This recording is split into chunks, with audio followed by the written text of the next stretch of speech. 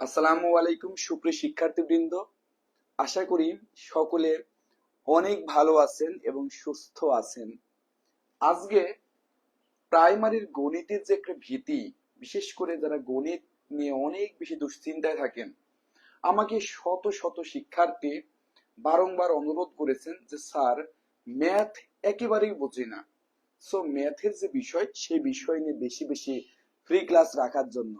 এ কারণে আমি ভেবেছি এখন থেকে আপনাদের মেজরিটি ফ্রি ক্লাস কিন্তু ম্যাথের উপরে হবে। এবং আমরা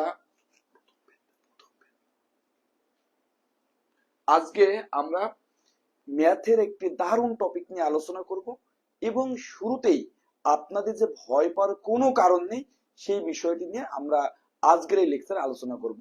সো একটু আপনারা কাইন্ডলি দ্রুত জয়েন করুন এবং লাইভটি ক্লিয়ারলি দেখা যায় কিনা, সাউন্ড ক্লিয়ার আসছে কিনা এই বিষয়টি জানালে আমি স্ক্রিনে চলে আসব এবং আমরা ক্লাসটি নেওয়া শুরু করব। সো একটু আমাকে আপনারা এনশিওর করুন যে লাইভটি দেখা যায় কিনা। হ্যাঁ, দেখা যায় কিনা। যদি দেখা যায় আমরা এখনই শুরু করে দেব আমাদের কাঙ্ক্ষিত ক্লাসটি।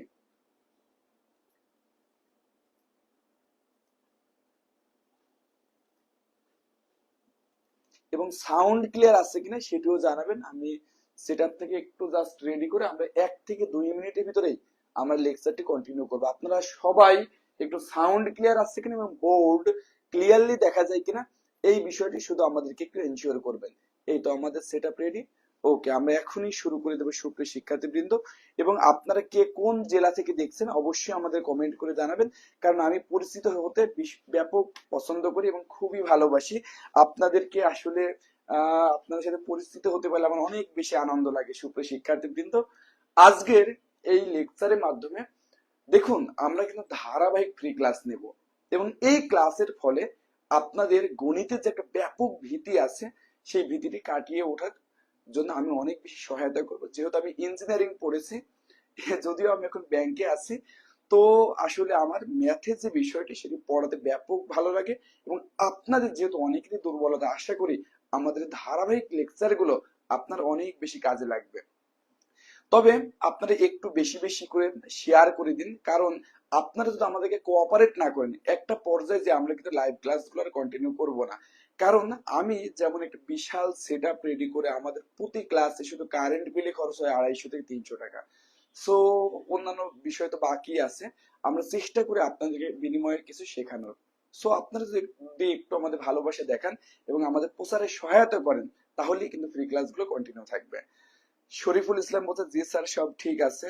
সাবিয়া আক্তার সুমি ওয়ালাইকুম আসসালাম। মোহাম্মদ সোহেল ভাই মানিকগঞ্জ থেকে, শরীফুল ইসলাম ভাই দিনাজপুর থেকে, ইসমাইল হোসেন ভাই বলছে ক্লিয়ার নাই। অনেকেই বলছে সাউন্ড ক্লিয়ার, আবার অনেকেই বলছে ক্লিয়ার নয়। সো আপনারা একটু কাইন্ডলি শেয়ার করে দিন লাইভটি। এবং আজকের এই যে প্রথম যে লেকচার ম্যাথের, এখানে আসলে আমরা জানাবো যে প্রাইমারি স্কুলে যে ধরনের প্রশ্ন আসে এই প্রশ্নগুলো নিয়ে কি আসলে টেনশন করার কোনো কারণ আছে কিনা। আমি এই জন্য প্রথম যে পর্ব বা এরকম 2 থেকে 1টি পর্ব রাখবো, যেখানে প্রাইমারি বিগত বছরের প্রশ্নগুলো আমরা দেখব এবং প্রশ্নগুলো দেখে আপনারা নিজেই বলবেন যে এই টাইপের এত সহজ যে অঙ্ক আসে, এই অঙ্ক নিয়ে আপনার দুশ্চিন্তা করার মিনিমাম কোনো কারণ আছে কিনা। আমরা অযথাই টেনশন করি এবং অনেকেই আছে যে দুঃখ পেতে কষ্ট পেতে পছন্দ করে, ভালোবাসে। ওকে, সো একটু শেয়ার করে দিন সব গ্রুপে। সো একটি বিষয় আপনারা খুব ভালো করে মনে রাখবেন যে অযথা টেনশন করার কোনো দরকার নেই। আমরা যদি আজকে প্রশ্নগুলো সলভ করি এবং লেটেস্ট যে প্রশ্নগুলো এসেছে প্রাইমারি স্কুলে, এগুলো দেখেই মনে হবে আরে ধুর বেটা, কি নিয়ে টেনশন করতাম, এত সহজ সহজ অঙ্ক, এইগুলো নিয়ে আমি অযথা টেনশন করতাম, এটুকুই মনে হবে। আমি শিওর করে আপনাকে বলতে পারি। সো আপনারা আর একটু সহযোগিতা করলে আমরা 150 জন আসলেই কিন্তু আমাদের লাইভ ক্লাসটি কন্টিনিউ করবো। সো আপনারা একটু আমাদেরকে কোঅপারেট করুন। অনেকেই বলছে ঢাকা থেকে বলছে সাবিয়া আক্তার সুমি আপু, আহাদ হোসেন ভাই বলছে ক্লিয়ার, জয়ন্তী ঘোষ নমস্কার। আপনাদেরকে মন থেকে ধন্যবাদ স্যার, প্রকৃত ভালোবাসা আপনার জন্য অনেক অনেক বেশি প্রকৃত ভালোবাসা রইল।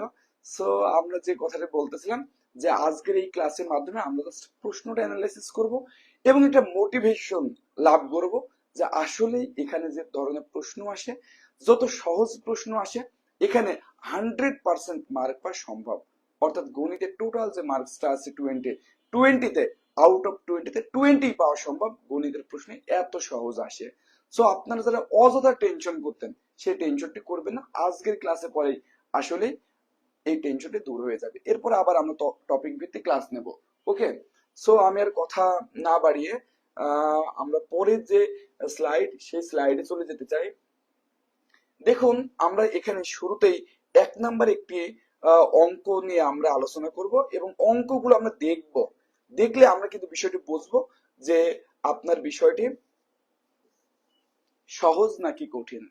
কেন আমরা প্রথম ক্লাসটি জব সলিউশন রেখেছি, কারণ জব সলিউশন দেখলেই প্রাইমারিতেই তো এই প্রশ্নগুলো এসেছে এবং এখন যারা রানিং চাকুরি করছে তারা কিন্তু এই টাইপের যে প্রশ্ন সেই প্রশ্নের পরীক্ষাতে চাকুরি করেছে এবং আপনারাও তো সেই চাকুরিটি পেতেছেন। সো প্রাইমারি অধিদপ্তর এবং যারা প্রশ্ন বানায় তারা কি চিন্তা করে সেটির কিন্তু একটা বহিঃপ্রকাশ এই প্রশ্নগুলো, কারণ তারা মনে করে এই প্রশ্নগুলো দিয়ে পরীক্ষা নিলেই আসলে একটি ভালো এক্সাম নেওয়া সম্ভব। এই কারণে তাদের চিন্তার ভাবনার সাথে ম্যাচ করানোর জন্য আমরা প্রথম সেশনটি প্রশ্ন উত্তর পর্ব বা বিগত বছরের প্রশ্ন, এটি প্রাইমারি দ্বিতীয় ধাপে 2024 সালে ফেব্রুয়ারিতে হয়ে যাওয়া এক্সামটির প্রশ্ন আজকে আমরা সলভ করব এবং এর মাধ্যমে এটুকু ধরে নেব যে সত্যি প্রাইমারি স্কুলের প্রশ্ন কত বেশি সহজ আসে এবং দুশ্চিন্তা করার কোনো কারণ নেই। ওকে ভাই, এই লাইভ ক্লাসগুলোকে থাকবে এখানে, হ্যাঁ এগুলো রেকর্ড থাকবে, সমস্যা নেই, রেকর্ড থাকবে। সুপ্রিয় শিক্ষার্থী কিন্তু কোনো সমস্যা হবে না, প্রত্যেকটি ক্লাস রেকর্ড থাকবে। ওকে, দেখুন আমরা একটু ক্লাসটি দেখছি বাফার করতেছে, আমি একটু শিওর হই যে কানেকশনে কোনো সমস্যা আছে কিনা। দেখতে পাচ্ছি কানেকশনে তেমন কোনো সমস্যা নেই। আচ্ছা একটু দেখুন তো লাইভটিকে আটকিয়ে গেছে কিনা, মানে আপনাদের যে জায়গা থেকে সেটি কি লাইভটি আসলে আটকিয়ে গেছে কিনা।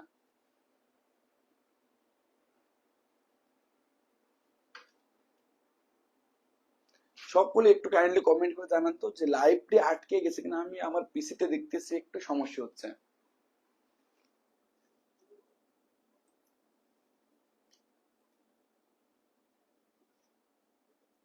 ও এখন মনে হয় ঠিক আছে।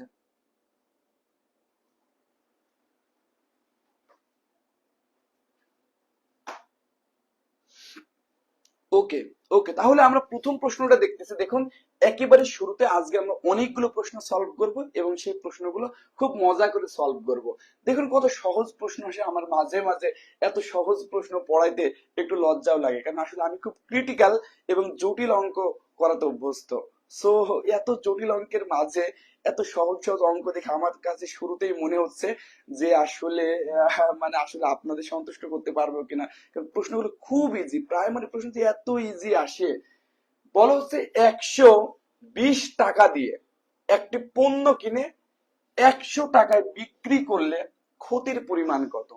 খুব সহজ একটি বিষয়, আপনি অঙ্কগুলোকে বাস্তব জগতের সাথে কল্পনা করবেন, আপনার দৈনন্দিন জায়গায় আপনি নিজেকে কল্পনা করবেন, তাহলেই অঙ্কটি সহজ মনে হবে। আপনি বাজারে গেলেন, আপনি এখন পড়াশোনা বাদ দিয়ে মনে করেন ব্যবসা করবেন এবং ব্যবসা করার জন্য আপনি 120 টাকা দিয়ে দেখুন একটি জিনিস কিনলেন, খুবই ভালো কথা, লাভের আশায় কিনলেন, কিন্তু লাভের গোড় পিঁপড়াতে খেয়ে নিল এবং এই জিনিসটা যখন আপনি বিক্রি করলেন তখন আপনি মাত্র 100 টাকায় বিক্রি করলেন। কত টাকায় বলুন, আপনাকে বলেছে 100 টাকায় বিক্রি করলেন। তাহলে এখানে আমরা দেখতে পাচ্ছি যে 120 টাকায় কিনেছি এবং 100 টাকাতে বিক্রি করছে, তখন অটোমেটিক 20 টাকা ক্ষতি হয়েছে বা লস হয়েছে। এটা একেবারে সিলি একটি কনসেপ্ট যে 120 টাকা দিয়ে আমি একটি পণ্য কিনলাম, অর্থাৎ ক্রয় মূল্য কত, ক্রয় মূল্য কত 120 টাকা, আর 100 টাকা দিয়ে বিক্রি করলাম, বিক্রয় মূল্য কত 100 টাকা। কমন সেন্স, তাহলে আমার 20 টাকা ক্ষতি হয়েছে। আমাকে প্রশ্ন করেছে ক্ষতির পরিমাণ কত এবং উত্তরগুলো আমি দেখতে পাচ্ছি পার্সেন্টেজ দেওয়া। এই উত্তরগুলো পার্সেন্টেজ দেওয়াতে আমি এটুকু ধরে দিলাম যে আমাকে শতকরা ক্ষতির পরিমাণ নির্ণয় করতে হবে, অর্থাৎ 100 টাকায় কি পরিমাণ ক্ষতি হয়েছে সেই পরিমাণ ক্ষতিটা নির্ণয় করতে হবে। তাহলে আমি দেখতে পাচ্ছি দেখুন আমার যে 20 টাকা ক্ষতি হয়েছে এটি কত টাকা ইনভেস্ট করে, এটি 120 টাকা ইনভেস্ট করে। অর্থাৎ আপনি কিন্তু ইনভেস্ট করেছেন 120 টাকা। কত টাকা? 120 টাকা ইনভেস্ট করে আপনার ক্ষতি হয়েছে কত? 20 টাকা। সো এটাই আমি লিখবো যে 120 টাকা যদি আমি ইনভেস্ট করি, এই 120 টাকায় আমার ক্ষতি হয়েছে কত টাকা? 20 টাকা ক্ষতি হয়েছে। মনে রাখবেন আপনাকে ঐকিক নিয়মে বা এভাবে আমরা যেটা লিখে আমাকে যে অংশটা বের করতে হবে, আমার যেটা উত্তর বের করতে হবে, সেটি অলওয়েজ এই ডান দিকে থাকবে। কোন দিকে? ডান দিকে। তাহলে এটা আমরা একদম সহজে ধরে নিলাম যে 120 টাকা ইনভেস্ট করেছিলাম, ক্ষতি হয়েছে 20 টাকা। তাহলে আমি যদি 1 টাকা ইনভেস্ট করতাম তাহলে ক্ষতি হতো কত? 20/120 টাকা। অবশ্যই কম ক্ষতি হতো। আবার আমি যদি 100 টাকা ইনভেস্ট করতাম, কারণ আমি দেখতে পাচ্ছি অঙ্কের উত্তরগুলো পার্সেন্টেজে দেওয়া, অর্থাৎ শতকরা ক্ষতি নির্ণয়ের কথা বলা হয়েছে। তাহলে দেখুন 100 টাকা যদি আমি বলি, তাহলে দেখুন এই যে 100 ইন্টু কত? 20/কত? 120। ওকে, তাহলে এটা এটা আপনি কেটে দিন, এই 2 দিয়ে এটা কেটে দিন, তাহলে কত থাকে? এইগুলো দেখুন 6। এরপরে আপনি 100-কে যদি 6 দিয়ে ভাগ করেন, 100-কে যদি 6 দিয়ে ভাগ করেন, তাহলে 6 16 96, অর্থাৎ 16 পয়েন্ট সামথিং পাবেন। সেটি কিন্তু আপনি এই যেখানে দেওয়া আছে। তাহলে আপনার কাঙ্ক্ষিত উত্তর কত? ডি। যদিও আমি অঙ্কটা একটু সময় নিয়ে করলাম, বাট এইগুলো দেখলেই, দেখা মাত্রই এই টাইপের প্রশ্নগুলো উত্তর পারা যায়। তাহলে দেখুন প্রাইমারিতে কত সহজ, লাভ ক্ষতির কত সহজ প্রশ্ন আসে। এখান থেকে আমরা দুটি জিনিস শিওর হয়ে গেলাম। তার মানে আপনারা অনেকেই সাজেশন চান, সিলেবাস চান, যে প্রাইমারিতে কি কি প্রশ্ন আসে। সো আপনার টপিকে আপনি লিখে রাখুন প্রাইমারি থেকে লাভ এবং ক্ষতি এই চ্যাপ্টার থেকে প্রশ্ন আসে। এভাবেই কিন্তু প্রশ্ন অ্যানালাইসিস করে আপনার নিজের সাজেশন নিজেই তৈরি করে নিতে হবে যে প্রাইমারি স্কুলে লাভ ক্ষতি থেকে প্রশ্ন আসে। আমরা সেটা দেখলাম কেমন প্রশ্ন আসে। খুব সহজ প্রশ্ন আসে। 120 টাকায় কিনেছিলেন, 100 টাকায় বিক্রি করেছিলেন, ক্ষতি হয়েছে কত টাকা? 20 টাকা ক্ষতি হয়েছে। কত টাকা ইনভেস্ট করে 20 টাকা ক্ষতি হলো? 120 টাকা ইনভেস্ট করে 20 টাকা ক্ষতি হলো। তাহলে 100 টাকায় কত ক্ষতি হবে? আপনি 100 টাকা ইনভেস্ট করলে কত ক্ষতি হবে? 100 টাকা ইনভেস্ট করলে আপনার ক্ষতি হবে এই দেখুন 16.67% বা এত টাকা। আপনারা একটু বলুন তো যে প্রথম যে অঙ্ক, সেই অঙ্কটা ক্লিয়ার কিনা? মোহাম্মদ দিন ইসলাম, মোহাম্মদ শরীফুল ইসলাম, মোহাম্মদ রবিউল আলম ভাই বলছে 16.67%। সো আশা করি আপনাদের প্রথম যে অঙ্ক, সেই অঙ্কটি ক্লিয়ার।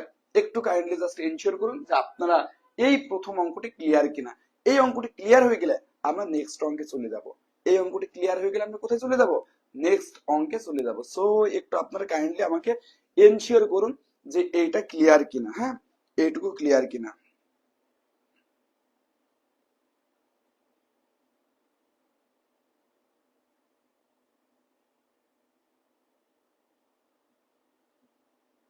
ওকে,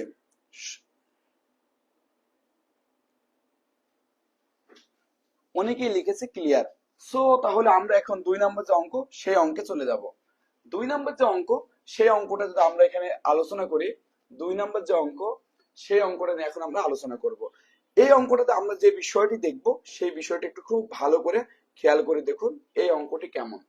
বলো যে একটি পেন্সিলের ওজন 5 গ্রাম, এটির ওজন মিলিগ্রামে কত হবে?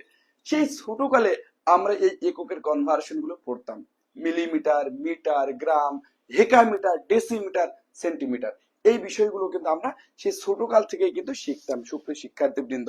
তাহলে এটা দেখুন কত সহজ। আপনাকে বলছে একটি পেন্সিলের ওজন 5 গ্রাম হলে এটির ওজন মিলিগ্রামে কত। এরকম এবার মিলিগ্রাম আসছে, আগামীবার আগামীবার আসতে পারে ডেসিগ্রামে কত, আগামীবার আসতে পারে সেন্টিগ্রামে কত, এক ধাপে এটা আসতে পারে কিলোগ্রামে কত, অন্য ধাপে আসতে পারে হেক্টোগ্রামে কত। তাই এই টোটাল যে কনভার্সন, সেই কনভার্সনটা আমরা শিখে নেব। এটা সাধারণত পরীক্ষাতে মিটারে কত এটা বের করতে বলে, অথবা পরীক্ষাতে আপনাকে এটি লিটারে কত, সবসময় যে গ্রামে থাকবে এমন না, এটি লিটারে কত এটি বের করতে বলে, অথবা আপনাকে এটি গ্রামে কত এটি বের করতে বলে। এইগুলো হচ্ছে বেস পয়েন্ট, অর্থাৎ আপনার কত মিটার, কত লিটার, কত গ্রাম, এইগুলো পরীক্ষাতে আসে। আমরা সে ছোটকালে একটি টেকনিক পড়েছিলাম, কি বলুন, যে কিলাইয়া হাকাইয়া ডাকাত মারিলে দেশে শান্তি মিলিবে। সো এই সেই টেকনিকটা আমরা মনে হয়, কিলাইয়া মানে কিলো, কিলাইয়া মানে কি? কিলো, হাকাইয়া মানে হেক্টো। হাকাইয়া মানে কি? হেক্টো। তাহলে কিলাইয়া হাকাইয়া ডাকাত মারিলে, এই ডাকাত থেকে ডেকা, ডাকাত থেকে কি ডেকা। তাহলে দেখুন, ডাকাত মারিলে দেশে শান্তি মিলিবে। একটু উপরে লিখতেছি যেহেতু জায়গা কম। দেশে মানে দেশি, শান্তি মানে সেন্টি, শান্তি মানে কি সেন্টি, এবং মিলিবে মানে মিলি, মিলিবে মানে কি মিলি। তাহলে আপনাকে জাস্ট মনে রাখতে হবে পরীক্ষাতে মূলত কত ডেসিমিটার, কত ডেসিলিটার, কত মনে করেন যে আপনার মিলিমিটার, মিলিগ্রাম, এটাই কিন্তু পরীক্ষাতে এভাবে চাই। সো এই বিষয়টা কনভার্সন যদি আপনি একবারে শিখে ফেলেন তাহলে আপনার আর কোনো প্যারাই নেই। তাহলে এখানে মেইন কি পয়েন্ট কোনটা? কি পয়েন্ট কিন্তু আপনার এই তিনটা কনভার্সন জানতে চাই। দেখুন, এর আগে দেখিয়েছে তিনটা, পরে দেখিয়েছে তিনটা। টেকনিকটা কি? কিলাইয়া হাকাইয়া ডাকাত মারিলে দেখুন দেশে শান্তি মিলিবে। এটি তো একটা টেকনিক। যদি আমরা একটু এটা বাংলা ব্যাখ্যা করি, ভাই ডেসি মানেই 10 ভাগের 1 ভাগ। মনে রাখবেন ডেসি মানে কি 10 ভাগের 1 ভাগ। আবার ডেকা মানে 10, ডেকা মানে 10। যারা আলটিমেটলি সায়েন্সে পড়ছেন, কেমিস্ট্রিতে কিন্তু পড়ছেন নন এন ডেকেন, তো ডেকা মানেই কিন্তু 10। আবার সেন্টি মানে 100 ভাগের 1 ভাগ। সেন্টি মানে কি 100 ভাগের 1 ভাগ। So centi, century, centimetre, centigrade, এই টোটাল যে বিষয় সেন্টি যেখানেই আছে সেখানে 100-র কনসেপ্ট আছে। এই কারণে যখন ক্রিকেটে 100 রান করে আমরা বলি একটা সেঞ্চুরি করেছে। এই সেঞ্চুরি সেন্টি জিনিসটা কিন্তু সেম। তাহলে আপনারা একটা জিনিস দেখলেন, কিলাইয়া হাকাইয়া ডাকাত মানে দেশে শান্তি মিলবে। মনে রাখবেন, যদি আপনি এই দিক থেকে এই দিকে যেতে চান, এই দিক থেকে এই দিকে যেতে চান, তাহলে যে বিষয়টা হবে আপনি গুণ করবেন 10 দিয়ে। কি দিয়ে? 10 দিয়ে। সিমিলারলি আপনি যদি মিলি থেকে সেন্টিতে, সেন্টি থেকে ডেসিতে, ডেসি থেকে ডেকাতে, ডেকা থেকে হেক্টরে, অর্থাৎ জাস্ট যদি আপনি রিভার্স ওয়েতে যদি এইভাবে আসতে চান, এবার উল্টা আসতে চান, তাহলে আপনাকে ভাগ করতে হবে 10 দিয়ে। তাহলে আমি কি বলতেছি, বাম থেকে যদি আপনি ডানে যান 10 দিয়ে গুণ, আর এই ডান থেকে যদি আপনি বামে আসেন তাহলে আপনাকে 10 দিয়ে ভাগ করতে হবে। সুপ্রিয় শিক্ষার্থীবৃন্দ, আমি টোটালটা আলোচনা করে নিলাম, কারণ এগুলো থেকে হুবহু পরীক্ষাতে পরবর্তীবার একটু চেঞ্জ করে প্রশ্ন আসতে পারে। এখন আমাকে বলছে গ্রাম, এই গ্রাম থেকে কোথায় যেতে হবে? মিলিগ্রামে। চলুন দেখি, এই যে গ্রাম, এই গ্রাম থেকে আমি কোথায় যাচ্ছি দেখুন, মিলিগ্রামে। তাহলে গ্রামের থেকে মিলিগ্রামে যেতে গেলে এর জন্য 10 গুণ, এই সেন্টির জন্য 10 গুণ, আর এই মিলির জন্য দেখুন 10 গুণ। তাহলে টোটালি কত? 1000। কারণ দেখুন 10 আর 10 কত? 100, 100 10 কত? 1000। তার মানে আমরা এইটুকু শিওর হয়ে গেলাম যে 1 গ্রাম ইকুয়াল টু 1000 মিলিগ্রাম। 1000 কি milligram. 1 gram equal to 1000 milligram. এই বিষয়টুকু আমরা শিওর হয়ে গেলাম। তাহলে খুবই সহজ, আপনাকে বলছে 5 গ্রাম সমান কত মিলিগ্রাম। তাহলে 1 গ্রাম সমান যদি 1000 হয়, তাহলে 5 গ্রাম সমান 5 ইন্টু 1000। সো এখানে আপনার অ্যান্সার হবে 5000 মিলিগ্রাম। 5000 কি মিলিগ্রাম। সো আপনি অপশনে দেখতে পাচ্ছেন এখানে 500 আছে, 50,000 আছে, 50 আছে, কিন্তু 5000 নেই। সো তার জন্য আপনার কোনোটি নয় অপশনটি দেওয়া আছে। সো আপনার এখানে কাঙ্ক্ষিত উত্তর কত হবে? কাঙ্ক্ষিত উত্তর হবে কোনোটি নয়, কোনোটি নয়। সো আপনার এইটা ক্লিয়ার কিনা, এইটা ক্লিয়ার কিনা একটু আমাকে কাইন্ডলি কমেন্ট করে জানাবেন সুপ্রিয় শিক্ষার্থীবৃন্দ, যে আপনার 2 নম্বর যে অঙ্ক সেটি ক্লিয়ার কিনা। একটি পেন্সিলের ওজন 5 গ্রাম, এটির ওজন মিলিগ্রামে কত? সো আমরা সেই কিলাইয়া হাকাইয়া ডাকাত মারিল দেশে শান্তি মিলিবে সেই টেকনিক দেখাইলাম, এবং এখান থেকে এই দিকে গেলে 10 গুণ, এখান থেকে এই দিকে আসলে 10 দিয়ে ভাগ। এভাবে আপনার যে কোনো কনভার্সন পরবর্তী যদি কোনো পরীক্ষাতে আসে, আপনারা এই চার্টটি যদি মনে রাখেন তাহলে খুব সহজেই আপনারা এটা মানে উত্তর করতে পারবেন। ডেসি মানে ডেসিমিটার অথবা ডেসিলিটার অথবা ডেসিগ্রাম, মিলি মানে মিলিমিটার, মিলিলিটার, মিলিগ্রাম। এখানে গ্রাম চেয়েছে, দ্যাটস আমরা এইভাবে করব। এটুকু ক্লিয়ার কিনা? সাজ্জাদ শাওন ভাই বুদ্ধিমান, শুনেন, আপনার যখনই যে বিষয়টি ক্লিয়ার হয়ে যাবে, আপনি সাথে সাথে ক্লিয়ার লিখলে আমার জন্য নেক্সট করতে সুবিধা হবে। ওকে, সো আপনারা সাথে সাথে কিন্তু সেটা নেক্সট করে ফেলবেন। ওকে, তাহলে এখন আমরা পরবর্তী যে অঙ্ক 3 নম্বর অঙ্ক, এই অঙ্কটা নিয়ে আলোচনা করবো। 3 নম্বর অঙ্ক, এটি খুবই সহজ একটা অঙ্ক। আমি শুরুতেই বলেছি এই অঙ্কগুলো এত সহজ হয় প্রাইমারিতে, এইগুলো পড়াইতে অনেক সময় আমার কাছে খুবই সহজ লাগে। এই কারণে আপনাদের কতটুকু স্যাটিসফাইড করতে পারি সেটিও আসলে আমার কাছে একটু কনফিউশন তৈরি হয়। বাট আমার এইগুলো দেখানোর একটাই উদ্দেশ্য যে আপনার দুশ্চিন্তা করার কোনো কারণ নেই। এখানে এত বেশি সহজ প্রশ্ন আসে, এগুলো দেখলেই পারা যায়, এগুলো দেখলে আপনি পারবেন। সো দুশ্চিন্তা করার কোনো কারণ নেই, ম্যাথের দায়িত্ব আমাদের উপর ছেড়ে দিন। দেখুন এখানে একটি কথা বলা হচ্ছে যে বর্গক্ষেত্রের এক বাহু 4 মিটার হলে কর্ণ কত মিটার। এটা হুবহু অঙ্ক ফেলে দিলে, সূত্র ফেলে দিলে অঙ্ক হয়ে যায়। তো তারপর আমি একটু ব্যাখ্যা করব। বর্গ মানে কি? বর্গ মানে যার 4টা বাহুই সমান, এই জিনিসটাকে কিন্তু বর্গ বলে। তো বর্গক্ষেত্রে এক বাহুর দৈর্ঘ্য 4 মিটার হয়, তাহলে এর প্রত্যেকটা বাহুর দৈর্ঘ্যই কিন্তু 4 মিটার হবে। বর্গক্ষেত্রে এক বাহুর দৈর্ঘ্য যদি 4 মিটার হয়, তাহলে প্রত্যেকটা বাহুর দৈর্ঘ্য 4 মিটার হবে। কারণ বর্গ মানে যে শর্ত, কন্ডিশন, বর্গ যে এমন একটা চতুর্ভুজ, এমন একটা চতুর্ভুজ যার 4টি বাহুই সমান এবং 4টি কোণে কি সমকোণ, এটাই কিন্তু বর্গ, তাই না? সো তাহলে 4টি বাহুই সমান, তাহলে কর্ণ কি? কর্ণ মানে এই যে একটি বিপরীত কোণা থেকে আরেকটি বিপরীত কোণা বরাবর যদি আপনি যান, তাহলে এই লাইনটার নাম হচ্ছে কর্ণ। তাহলে এটা একটা ত্রিভুজ তৈরি করে। দেখুন এই যে এইটা একটা ত্রিভুজ না, এইদিকে এইদিকে এইদিকে, তাহলে এটা একটা ত্রিভুজ তৈরি করেছে, ত্রিভুজ তৈরি করেছে। তাহলে এই ত্রিভুজের ক্ষেত্রে এই যে বড় যেটা সেটা অতিভুজ। তাহলে পিথাগোরাসের সূত্র আমরা জানি অতিভুজ মানে এখানে কর্ণ। এই কর্ণ, এই দেখুন কর্ণ, এটাই কিন্তু যদি আমি এটা একটা ত্রিভুজ মনে করি, তাহলে এই ত্রিভুজের একটি কি বলুন অতিভুজ হবে। তাহলে সেই পিথাগোরাসের সূত্র কি বলুন? কর্ণ স্কোয়ার সমান, এই দেখুন, এই দেখুন ভূমি স্কোয়ার যোগ লম্ব স্কোয়ার। সো আমরা যদি সূত্রে ফেলি, নর্মালি সূত্রের মানগুলো না দিয়ে যদি আমি এটাকে এ ধরি, এই বাহু, এই বাহু যদি এ ধরি, তাহলে সূত্র দেখুন এই যে লম্ব স্কোয়ার মানে এ স্কোয়ার যোগ ভূমি স্কোয়ার মানে কি এ স্কোয়ার, তার মানে 2a স্কোয়ার। তাহলে আপনাকে কর্ণ স্কোয়ার পেয়েছেন, আপনার দেখেছে শুধু কর্ণ কত, তাহলে এই স্কোয়ারটা এদিকে আসলে রুট হয়ে যাবে। So √2a square. দেখুন স্কোয়ার মানে কি জানেন? এই যে রুটের ভ্যালু হচ্ছে হাফ, রুট মানে হচ্ছে হাফ, পাওয়ার হাফ। তার মানে এ উপরে দেখুন রুটও আছে স্কোয়ারও আছে, তার মানে দেখুন এর উপরে এখানে 2, আর রুট মানে কিন্তু হাফ, রুট মানে কত হাফ, এটা কেটে যায়, এটা পারে 1 মানে এ। সো আমরা এটাকে সংক্ষেপে কি বলি যে স্কোয়ার আর রুট কাটা, ওকে কেটে দিলাম এ, আর এই যে √2। তাহলে এটা কিন্তু সরাসরি সূত্র।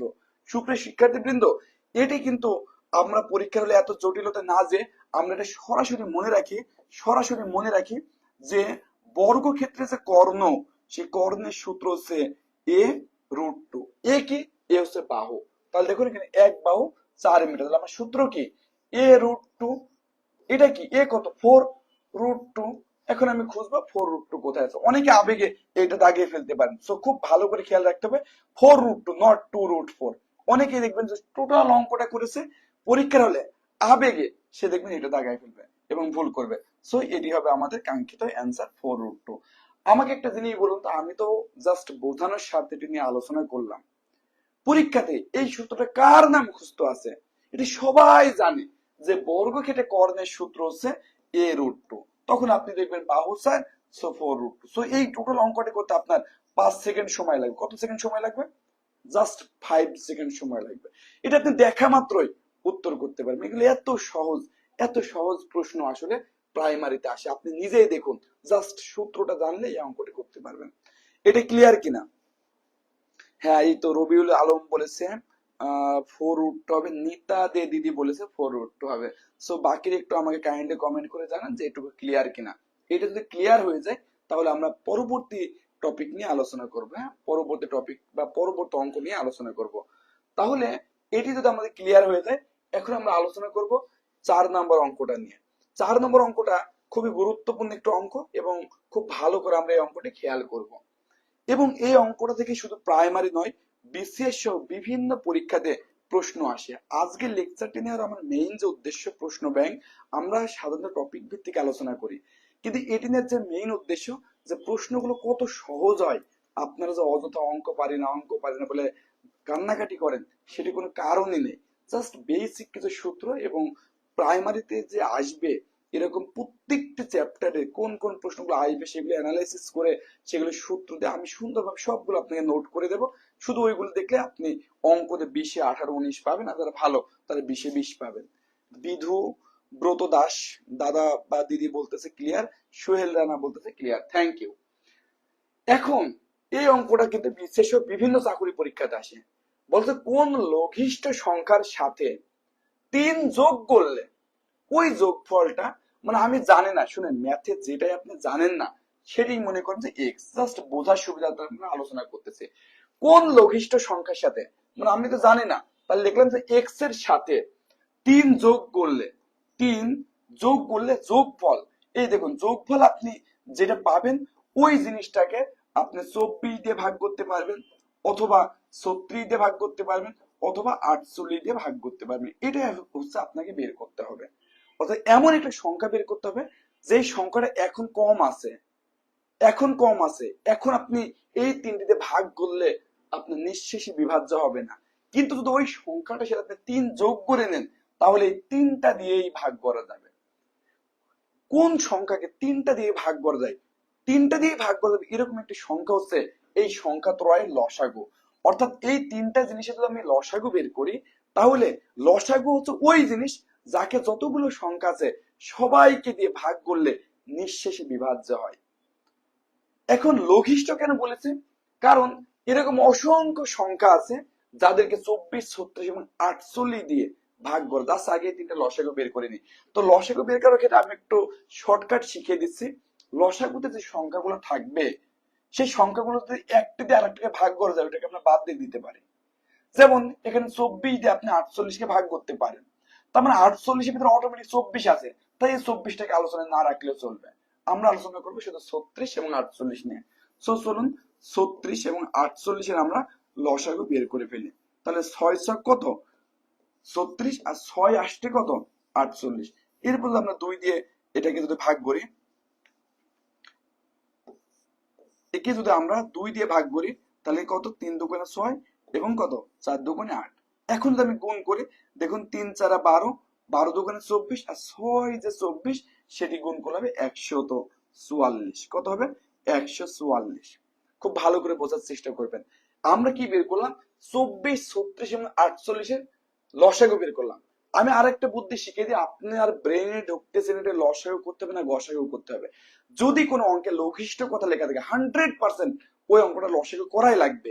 যদি কোনো অঙ্কে গরিষ্ঠ কথা লেখা থাকে তাহলে গসাগু করতে হবে। কারণ লসাগু, এই যে লসাগু, এই লসাগু ল মানে কিন্তু লঘিষ্ঠ, আবার গসাগুর এই গ মানে কিন্তু গরিষ্ঠ।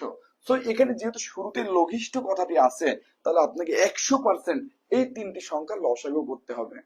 কেন সেটা আমি ব্যাখ্যা করবো, আগে অঙ্কটা শিখে নিন, উত্তরটি দেখার পরে ব্যাখ্যা করতে সহজ হয়। ওকে, তাহলে আমরা এই 3টি সংখ্যার লসাগু দেখলাম 144। কারণ কি জানেন? দেখুন 144 কে যদি আপনি 24 দিয়ে ভাগ করেন পাবেন কত? 6।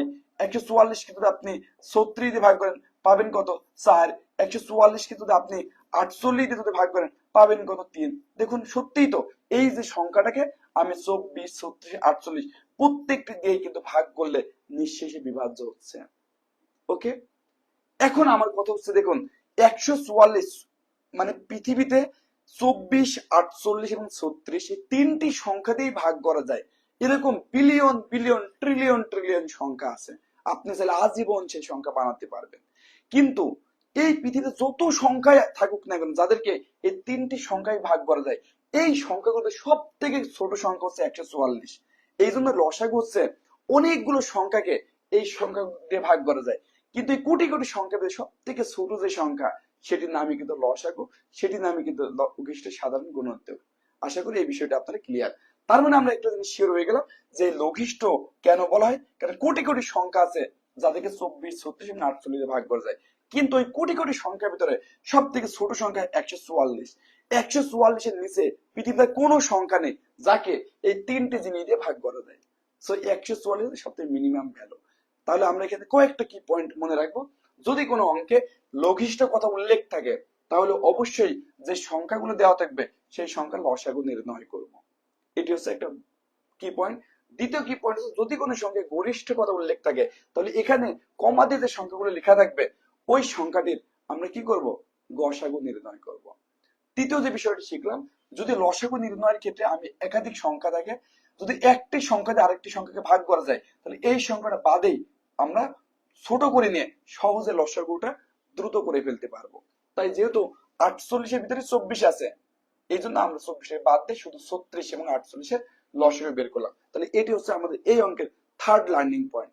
এই অঙ্কের মধ্যে ফোর্থ লার্নিং যে পয়েন্ট, সেই পয়েন্টটা এখন আমরা শিখবো। আমাকে বলতেছে 144 হচ্ছে ওই সংখ্যা যাকে এইগুলোতে ভাগ করা যায়, কিন্তু আমার সংখ্যা কি 144 ছিল? আমাকে বলছে এই কোন লঘিষ্ঠ সংখ্যায় 3 যোগ করলে এই দিয়ে ভাগ করা যাবে। তার মানে 144 কে ভাগ করা যায়, কিন্তু 3 যোগ না করে আমি ভাগ করতে পারছিলাম না। তাহলে রিয়েলি আমার সংখ্যাটা কত? রিয়েলি কিন্তু আমার সংখ্যাটা হচ্ছে 141 ছিল। কি ছিল? 141। আমি আবার বলতেছি, সংখ্যাটা মূলত ছিল আমার 141। এই কারণে আমি এটি দিয়ে ভাগ করছিলাম, হচ্ছিল না। এটি দিয়ে ভাগ করছিলাম, হচ্ছিল না। 48 দিয়ে ভাগ করছিলাম, হচ্ছিল না। কোনোটা দিয়ে ভাগ করছিলাম, হচ্ছিল না। আমি যখনই সে 3 যুক্ত করে দিলাম, দেখুন এই যে 3 যোগ করে দিলাম, যখন এটা 144 হয়ে গেল, তখনই কিন্তু এই সবগুলো দিয়ে ভাগ করা যাইতেছে। তার মানে আপনাকে এই অঙ্কটা লসাগু নির্ণয়ের পরে 3 বিয়োগ করতে, যদি এখানে অনেকেই মুখস্থ করায়, বলে যদি এরকম যে যোগ করার কথা বললে বিয়োগ করবেন, আর যদি বলে কোন সংখ্যা দিয়ে বিয়োগ করতে হবে তাহলে যোগ করবেন, এরকম কথা অনেকে শিখায় দেয়। বাট আমি থেকে মনে হয় আপনি এখানে কমন সেন্স ইউজ করলে খুব বুদ্ধিমানে কাজ করবেন, যে 144 কে ভাগ করা যায়। বাট আমার সংখ্যাটা ছিল কত? আমার সংখ্যা 3 কম ছিল। 3 কম ছিল, 141 ছিল। এ কারণেই আমাকে বলতেছে এই 141 সাথে কত যোগ করলে বা 3 যোগ করলে তখন এটা বিভাজ্য হচ্ছে। তার মানে আমার শুরুতে সংখ্যাটা ছিল 141, 3 যোগ করার পর যখনই 144 হয়েছে, তখনই কিন্তু আমরা এইগুলো দিয়ে ভাগ করে নিঃশেষে বিভাজ্য করতে পারছি। ওকে, এরপর যাদের মনে থাকে না তারা মনে রাখবেন, 3 যোগ করার কথা বললে লসাগু থেকে 3 বিয়োগ করতে হবে। 3 যদি বললে কোন লঘিষ্ঠ সংখ্যা 3 বিয়োগ করলে এটি দ্বারা বিভাজ্য হবে, যদি এরকম 3 বিয়োগ করার কথা বলে তাহলে 3 যোগ করতে হবে। ওকে, সো একটু আমাকে কাইন্ডলি কমেন্ট করে জানান যে এই বিষয়টা আপনার ক্লিয়ার কিনা, অর্থাৎ 4 নম্বর অঙ্কটা আপনার ক্লিয়ার কিনা। অনেকেই ভালো উত্তর করেছেন, আমার আগে উত্তর করেছেন বিধু ব্রত দাস, আরিফুল ইসলাম, সৌরভ ভাই, সাজ্জাদ শাওন ভাই, নির্জন ভাই, সোহেল রানা ভাই, আহাদ ভাই এবং প্রমি ইসলাম আপু অনেকেই উত্তর করেছে। সো আপনারা একটু কাইন্ডলি কমেন্ট করে জানান এই অঙ্কটি ক্লিয়ার কিনা। এই অঙ্কটা একটু ভিভিআই দিয়ে রাখুন। এটি শুধু প্রাইমারি নয়, বিসিএস, প্রাইমারি, নিবন্ধন সহ 9 থেকে 20 গ্রেডে যে কোনো চাকরি পরীক্ষায় এই টাইপের অঙ্কগুলো অনেক বেশি ইম্পর্টেন্ট। সো এখন আমরা পরবর্তী অঙ্ক নিয়ে আলোচনা করব। এখানে এই সমস্ত অঙ্কগুলো কোন রকম বেসিক না শিখে, কিচ্ছু না জেনে, শুধু কমন সেন্স দিয়ে এই টাইপের অঙ্কগুলো করে ফেলা সম্ভব, জাস্ট কমন সেন্স ইউজ করে। কিভাবে? আপনাকে বলতেছে পরপর 3টি সংখ্যার গুণফল 120। আমি একটু আপনাকে এখানে আইডিয়া জেনারেট করতে হেল্প করছি। আপনারা খুব ঠান্ডা মাথায় বিষয়টি মনে রাখবেন, এই টাইপের অঙ্ক যেগুলো পরীক্ষায় থাকে মেজরিটি ক্ষেত্রে 3টা সংখ্যায় থাকে। কয়টা সংখ্যা থাকে? মেজরিটি ক্ষেত্রে পরীক্ষায় অঙ্কগুলো 3টি সংখ্যার গুণফলে বলে। এবং আমি এইটুকু আপনাকে মানে আপনাকে আশ্বস্ত করতে চাই, এই 3টি সংখ্যা 10-এর নিচেই থাকে। আমি আবার বলতেছি, 90% অঙ্কে, অনেকের 99% অঙ্কে ক্ষেত্রে এই যে 3টা সংখ্যার গুণফল দেওয়া থাকে না, 3টা সংখ্যার যে গুণফল, ওই যে 3টা সংখ্যাকে গুণ করতে হবে, 3টা সংখ্যা 10-এর নিচেই থাকে। কত নিচে থাকে? 10-এর নিচেই থাকে। সো একটু কমন সেন্স ইউজ করলে এই অঙ্কগুলো আপনি করতে পারবেন। দেখুন আমরা এইভাবে এই অঙ্কগুলো সিরিয়ালে আছে। কিসে আছে? সিরিয়ালি কিন্তু আপনাকে জাস্ট বলেছে। আমি এটা শুরুতে দেখেই বলে দিতে পারবো, আপনারাও পারবেন। জাস্ট আমি আইডিয়া জেনারেট করার জন্য আমি 10-এর নিচে 3টা করে দেখলাম। দেখুন তো প্রথম 3টা সংখ্যা গুণ করলে 120 হবে। 2 একে কত? 2, 3 2 6 হবে না। তার মানে আপনার এইটা বাদ দেন। দেখুন 3 4 5 গুণ করলে কি হবে? 3 4 12, 5 12 60। তার মানে এটা নিয়েও কিন্তু আমাদের কি নেই, লাভ নেই। এরপর দেখুন তো এই 3টা গুণ করলে কি 120 হবে? 4 5 20, 6 20 120। হুররে, ধরা খেয়ে গেছে, ধরা খেয়ে গেছে। এখন কিন্তু আপনার কোনো সমস্যা নেই। তার মানে আপনি দেখতে পেলেন এইটাই হচ্ছে সেই 3টা ক্রমিক সংখ্যা, যে 3টা ক্রমিক সংখ্যাকে গুণ করলে কিন্তু 120 পাওয়া যায়। এটি হচ্ছে আপনার মেইনলি কমন সেন্স। এখানে অঙ্ক হতে বেশি প্যারা নেওয়া লাগবে না। মেজরিটি ক্ষেত্রে আমি তো বললাম এই অঙ্কগুলো যে গুণফলটা দেওয়া হবে, গুণফল এর ক্ষেত্রে যে 3টি সংখ্যা গুণ করতে হয় তারা 10-এর নিচেই হয়। সো আপনি এভাবে একটু মানে গুণ করলেই বুঝতে পারবেন যে কোন 3টা 120 বেশি বড় সংখ্যা নয়। সো প্রথম দিকেই মিলে যাবে। তার মানে 4 5 20, 6 20 100, এই যেটা ধরা খেয়ে গেল। এই 3টি সংখ্যাকে গুণ করলেই, এই 3টা ক্রমিক সংখ্যায় গুণ করলে 120 পাওয়া যায়। আপনার কেবল তাদের যোগফল কত? সো 4 আর 5 কত? 9, 9 6 কত? 15। সো প্রাইমারিতে এত হাস্যকর প্রশ্ন আসে, এত সহজ প্রশ্ন আসে যে এগুলো অনেক সময় ক্লাস নিতেও আসলে অনেকে ভাবতে পারে ভাই সহজ জিনিস কি পড়াইতেছে। সো সত্যি অযথা আপনার টেনশন করে। প্রাইমারিতে ম্যাথ এটা পানির থেকে ইজি, এগুলো দেখা মাত্র উত্তর করা যায়। তারপরে কেউ যদি না বোঝেন একটু আমাকে কাইন্ডলি কমেন্ট করতে পারেন। সৌরভ হোসেন, সৌরভ ভাই, এম কে দাস, দাদা সাজ্জাদ, শাওন ভাই, সুমাইয়া উম্মে সাবিনা আপু, মুস্তাহিদ আজম, আম, এরপরে আশিক হোসাইন সহ অনেকেই, নিতা দে সহ অনেকেই রাইট উত্তর করছেন। সকলের প্রতি অসংখ্য ধন্যবাদ এবং কৃতজ্ঞতা। সো আশা করি আপনারা এই অঙ্কটি ক্লিয়ার হতে পেরেছেন। এখন আমরা আলোচনা করব পরের অঙ্কটি নিয়ে। পরের অঙ্কে আপনাকে এখানে কি বলতেছে সেই বিষয়টা একটু খুব ভালো করে খেয়াল করে দেখুন। বলা হচ্ছে একটি ক্ষেত্রে দৈর্ঘ্য 2 মিটার, প্রস্থ 1 মিটার, উচ্চতা 0। ভাই এইগুলো দেখেই উত্তর করা যায় যে একটি ক্ষেত্রে, ভাই ক্ষেত্র মানে একটা জায়গা, ক্ষেত্র মানে কি জায়গা, অর্থাৎ এমন একটা জায়গা যা দৈর্ঘ্য আছে কত বলুন, দৈর্ঘ্য আপনি বলে দিয়েছে 2 মিটার, প্রস্থ আপনাকে বলে দিয়েছে 1 মিটার, কিন্তু কোনো উচ্চতা নেই। উচ্চতা যদি থাকতো, উচ্চতা যদি থাকতো তাহলে আমরা এখানে কিন্তু একটা উচ্চতা এইভাবে কিন্তু একটা বানাই দিতাম, এইভাবে কিন্তু বানাই দিতাম, কিন্তু এখানে কিন্তু আপনাকে বলতেছে কোনো উচ্চতা নেই। যদি এরকম যদি বলতো তাহলে আমি এভাবে বানাই দিতাম, কিন্তু আপনাকে কিন্তু এরকম কিছু বলে নাই যে উচ্চতার বিষয়। সো আপনাকে যে জিনিসটা বলেছে জাস্ট দৈর্ঘ্য আছে আর প্রস্থ আছে, প্রস্থ 1 মিটার, দৈর্ঘ্য 1 মিটার, কোনো উচ্চতা নেই। উচ্চতা 0 মানে নেই, তার মানে তল আছে কয়টা, দুইটা। যে দুইটা তল আছে তাকে 2D বলে। 2D মানে 2 ডাইমেনশন, ডাইমেনশন মানে দিক, ডাইমেনশন।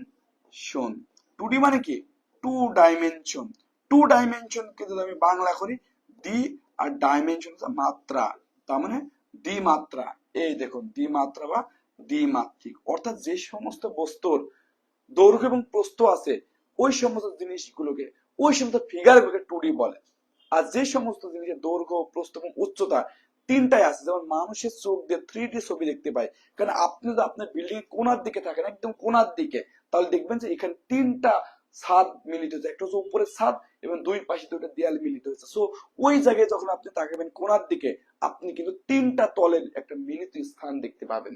অর্থাৎ যে জিনিসের দৈর্ঘ্য, প্রস্থ এবং উচ্চতা তিনটাই আছে, ওই জিনিসটার নাম হচ্ছে 3D বা 3 ডাইমেনশনাল। আবার দেখবেন যে অনেকে বলে 3D ছবি। যখন আপনি কোন 3D ছবি দেখবেন, এরকম অনেক ফানি ভিডিও আমরা রাস্তায় দেখেছি যে রাস্তায় পুকুরে 3D ছবি দেখানো আছে। সো অনেক পথচারী বাইক চালানোর সময় ভয়ে ওখানে থেমে যাচ্ছে, কারণ ওখানে মনে হচ্ছে যে একটা পুকুর আছে, বা এমন ভাবে গাছের 3D ছবি আঁকিয়েছে মনে হচ্ছে ওখানে গাছটা উঁচু হয়ে আছে। কারণ কি, কারণ নর্মালি আমরা তো খাতায় যে ছবিটা আঁকি এটা 2D, এটার কোনো উচ্চতা থাকে না। কিন্তু যখন এটা একটা উচ্চতা থাকে, 3D ছবি আঁকানো হয়, তখন কিন্তু সত্যি সত্যি আপনার মনে হয় যে গাছটা উঁচু হয়ে আছে। সো আপনি বাইক নিয়ে গেলে পড়ে যাবেন। অথবা পুকুর আঁকায় তখন উচ্চতা না হয় গভীরতা বা ডেপথ নির্ণয় করা হয়। সো ওই গভীরতা আছে বলে মনে হয় এবং মনে হয় যে আমি পড়ে যাব, তখন কিন্তু আমরা স্লো করি। সো আশা করি এই বিষয়টি একদম বাংলা ভাই, এগুলো দেখা মাত্রই, এগুলো 1 সেকেন্ডও লাগবে না। দৈর্ঘ্য আছে, প্রস্থ আছে, উচ্চতা নেই, ধর উচ্চতা নেই, তাহলে 2D হবে, কথা হবে 2D। আশা করি এই সমস্ত সহজ প্রশ্ন এগুলোই প্রাইমারি স্কুলে পরীক্ষায় প্রশ্ন আসে। আর এইগুলো দিয়ে আসলে অনেকে আপনাদেরকে ভয় দেখায়। খুব খুব ইজি প্রশ্ন আসে প্রাইমারি স্কুলে, সেই বিষয়টি বোঝানোর জন্যই আজকে আমাদের এই জব সলিউশন বেসড আলোচনা করা। সো দুশ্চিন্তা করার কোনো কারণ নেই ভাই। এই অঙ্কটা এটা দেখলেই বোঝা যাচ্ছে উত্তর কত। কারণ কি, কারণ বলা হচ্ছে এখানে কাগজ ও কলমের মূল্য 240 টাকা। তার মানে হচ্ছে কাগজ কিনেছেন আর কলম কিনলেন, দোকানে গেলেন, কাগজ কিনলেন আর কি কলম কিনলেন, এই দুটো যোগ করে আপনি দেখলেন যে আপনার বিল হয়েছে 240 টাকা। বলছে কাগজের মূল্য কলমের মূল্য অপেক্ষা 40 টাকা কম হলে, মানে কাগজের দামই কম, তাহলে কলমের মূল্য কত। এখানে যদি আপনি একটু অপশন গুলো টেস্ট করি, এগুলো দেখেই উত্তর তো এইগুলোর ভিতরেই আছে। উত্তর কিসের ভিতরে আছে, এইগুলোর ভিতরেই আছে। আমার থেকে যেটা কলমের মূল্য, কলমের মূল্য তো 200 টাকা হয়, তাহলে কাগজের মূল্য কত। দেখুন বলেছে কাগজের মূল্য কলমের মূল্য অপেক্ষা 40 টাকা কম। তাহলে কলমের মূল্য যদি এখানে অপশনে কলমের মূল্য দেওয়া, তো কলমের মূল্য তো 200 টাকা হয়, কত টাকা 200 টাকা। তা কাগজের মূল্য কত, 40 টাকা কম হলে 160, এই দুটো যোগ করলে 240 থেকে বেশি হয়ে যায়, বাদ। এইটা যদি হয় আপনার কলমের মূল্য, তাহলে কাগজের মূল্য 40 টাকা কম, তাহলে 120। এই দুটো যুক্ত করলে আপনি দেখতে পাচ্ছেন 240 থেকে 20 হতে বাদ। এইটা দেখো, দেখেই বোঝা যাচ্ছে। এইটা যদি হয় কলমের মূল্য, তাহলে কাগজের মূল্য কত? 40 টাকা কম, 100। এই দুটাকে যুক্ত করলে 240 টাকা। So that is the right answer. আবার এটি যদি হয় কলমের মূল্য 40 টাকা যদি কম দেন, তাহলে কত হবে? তাহলে হবে 60 টাকা। দুটো যদি আপনি যোগ করেন তাহলে 160 হচ্ছে, এটা উত্তর না। তো একদম বাংলা, মানে এটা উত্তরগুলো এত সহজ করে দিয়েছে যে একটা হবে 140 টাকা হবে কলমের দাম, আর কাগজের দাম হচ্ছে 100। দেখেই বোঝা যাচ্ছে যে কলমের দামের থেকে কাগজের দাম 40 টাকা কম। সে আছে যোগ করলেও এটা হয়ে যাইতেছে 240। সো এই টাইপের প্রশ্নগুলো কোন রকমের থিওরি, কোন রকমের বুদ্ধি কিচ্ছু ছাড়া জাস্ট কমন সেন্স দিয়ে যদি আপনি দোকানে যান একটা জিনিস কেনেন, ওই জায়গায় নিজেকে কাস্টমারের জায়গায় কল্পনা করলে দেখা মাত্র উত্তর করতে পারবেন। যেটা আপনারা অনেকেই বলেছেন যে মোমো, এম কে দাস, বিধু ব্রত দাস, সো প্রমি ইসলাম সহ অনেকেই আপনারা এগুলো উত্তর করেন। খুব খুব ইজি, এগুলো দেখলেই পারা যায় সুপ্রিয় শিক্ষার্থী বৃন্দ। তাহলে দেখুন কাগজ ও কলমের মূল্য 240 টাকা। এটা এগুলো এগুলো আশা করে আপনারা ইজিলি পারবেন, এগুলো কোন বিষয় না আপনাদের কাছে। এখন চলুন আমরা আরেকটা অঙ্ক নিয়ে আলোচনা করব। বলেছে বাজারে কফির দাম 10% কমে যাওয়ায় কফির ব্যবহার শতকরা কত ভাগ বৃদ্ধি করলে কফি বাবদ খরচ একই থাকবে। এই টাইপের কিছু মানুষ আছে যারা প্রতিজ্ঞা করে, কি করে? প্রতিজ্ঞা করে যে দাম বাড়লে, একটা জিনিসের দাম বাড়ায় যায়, বেড়ে যায়, তাহলে খাওয়া কমায় দেব, দাম কমলে খাওয়া বাড়ায় দেব। বাট এই জিনিসের জন্য আমি যে বাজেটটা অ্যালোকেট করেছি, আমি যত টাকা খরচ করতাম সেটা আজীবন তত টাকায় খরচ করব। এই টাইপের কিন্তু মানুষের সমাজে অভাব নেই। অর্থাৎ মনে করুন যে একজন মানুষ সে সর্বদাই 100 টাকাই খরচ করবে, 100 টাকা করেই সে প্রতি মাসে কফি কিনবে। সে যদি দাম বেড়ে যায়, 100 টাকা যতটুকু পাওয়া যায় ততটুকু কিনবে, কম কিনবে। দাম যদি কমে যায়, 100 টাকা থেকে আগের তুলনায় বেশি পাবে, বেশি খাবে, কিন্তু সে কখনো খরচ বাড়াবে বা কমাবে না। এই টাইপের অঙ্কগুলো পরীক্ষাতে অনেক বেশি আসে, এবং এই টাইপের অঙ্কগুলো দুটো শর্টকাট দিয়ে নিমিশেই করে ফেলা যায়। জাস্ট আপনি মনে রাখবেন যে এখানে কি বলেছে, যে কফির ব্যবহার শতকরা কত ভাগ বৃদ্ধি করলে। দেখুন আপনাকে বলেছে কফির ব্যবহার বাড়াতে হবে, কফির ব্যবহার বাড়াতে হবে। যদি বাড়াতে হয়, সূত্র হচ্ছে 100x/100 - কেন মাইনাস? কারণ কোনো কিছু থেকে বিয়োগ করলে যদি আপনার হরটা ছোট হয়, তাহলে কিন্তু ভাগফলটা বাড়ে, ভাগফলটা কি বাড়ে, এটা হচ্ছে বাড়ানোর সূত্র। আর যদি কমালে হয়, দাম বেড়ে গেছে তাহলে ব্যবহার কমাইতে হবে। কমাইতে গেলে এই জিনিসটাকে, এই জিনিসটা ভ্যালুটাকে কমাতে গেলে জাস্ট 100-র সাথে এক্স যোগ করবেন। তাহলে দেখুন আপনি এখানে লিখে রাখুন যে কমালে, কমালে হচ্ছে আপনার সূত্র হচ্ছে এইটা। আর যদি আপনি বলে ব্যবহার আপনি বাড়াতে চান, বাড়ালে, ব্যবহার যদি বাড়াতে চান, একদম সহজ সূত্র 100x/100 - x। এই এক্সটা কি, যত পার্সেন্ট দাম কমবে বা বাড়বে সেটা। সো চলুন এখানে আমরা হিসাব করে দেখি। 100 ইন্টু এক্স এর ভ্যালু 10%, 10। আর 100 থেকে যদি আমি এই এক্স এর ভ্যালুটা বাদ দিই, 100 - 10, তার মানে হচ্ছে 90। এইটা দিয়ে ভাগ করেন, এই 9 কে যদি, এখন এটা আপনি যদি ভাগ করেন 100 কে 9 দিয়ে, এগুলো একদম বাংলা ভাগ, 1/2 ভাগ। সো 9 11 কত? 99 থাকবে। তাহলে এখানে থাকবে কত? 1। তাহলে দেখুন 11 পূর্ণ 1 এর 9, এটাই কিন্তু আপনার কাঙ্ক্ষিত অ্যান্সার। সো এইগুলো আপনি দেখলেই বুঝতে পারছেন যে এটা উত্তর হবে। এগুলো দেখা মাত্রই এই উত্তরটা করা যায়। তবে এই অঙ্কটা লং এ করার থেকে শর্ট করা ভালো, কারণ এই অঙ্কটা সর্বদা উত্তর মেলে। এই ধরনের এই যে শর্টকাট আমরা দিলাম, এটা কখনোই মিস করেন, এটা 100% অথেন্টিক। সো আপনি কি করবেন, যে সমস্ত অঙ্কতে খরচের পরিমাণটা সেম থাকবে, দাম বাড়লে ব্যবহার কমাবে, দাম কমলে ব্যবহার বাড়াবে, কিন্তু মোট যে অ্যামাউন্টটা খরচ করতো সেটাই থাকবে। যদি এরকম হয় সুপ্রিয় শিক্ষার্থী বৃন্দ, তাহলে আপনারা বাড়ালে, মানে ব্যবহার যদি বাড়ায়, তাহলে সূত্র 100x/100 - x। ব্যবহার যদি কমাতে হয় তাকে, ব্যবহার কমাতে, এখানে মনে রাখে ব্যবহার, হ্যাঁ, দাম না কিন্তু, তাকে ব্যবহার যদি কমাতে হয় তাহলে 100x/100 + x। ওকে, এইটুকু ক্লিয়ার কিনা? এম কে দাস, শাহিন শাহ আফ্রিদি, মোমো, আশিক হোসাইন, মাহফুজা আক্তার, সৌরভ হোসেন, সৌরভ ভাই অনেকে রাইট উত্তর করেছেন। সকলের প্রতি অসংখ্য ধন্যবাদ এবং কৃতজ্ঞতা। সো আশা করি আপনাদের 8 নম্বর যে অঙ্ক, সেই অঙ্কটি ক্লিয়ার হয়েছে। এখন আমরা পরের অঙ্কটি আলোচনা করব। ভাই এইটা কি কোনো অঙ্কের ভিতরে পড়ে, এত সহজ যে অঙ্ক প্রাইমারিতে আসে এটা দেখেই বোঝা যাচ্ছে। বলতেছে এক্স লেস দেন 4, মানে এক্স এর ভ্যালুটা 4 এর কম। মনে রাখবেন এই যে তীর, খুব ভালো করে খেয়াল রাখবেন, এই যে তীর, এই যে সুস্ল মুখ, তীরের মতো এই ধারালো যে মুখ, এই চিকন যে মুখ, এইদিকে চিকন না, মনে রাখবেন এইটা যার দিকে থাকবে সে ছোট, এইটা যার দিকে থাকবে সে কি ছোট, আর এই যে ফাঁকা বড় মুখ এই দিকে যে থাকবে সে হচ্ছে বড়।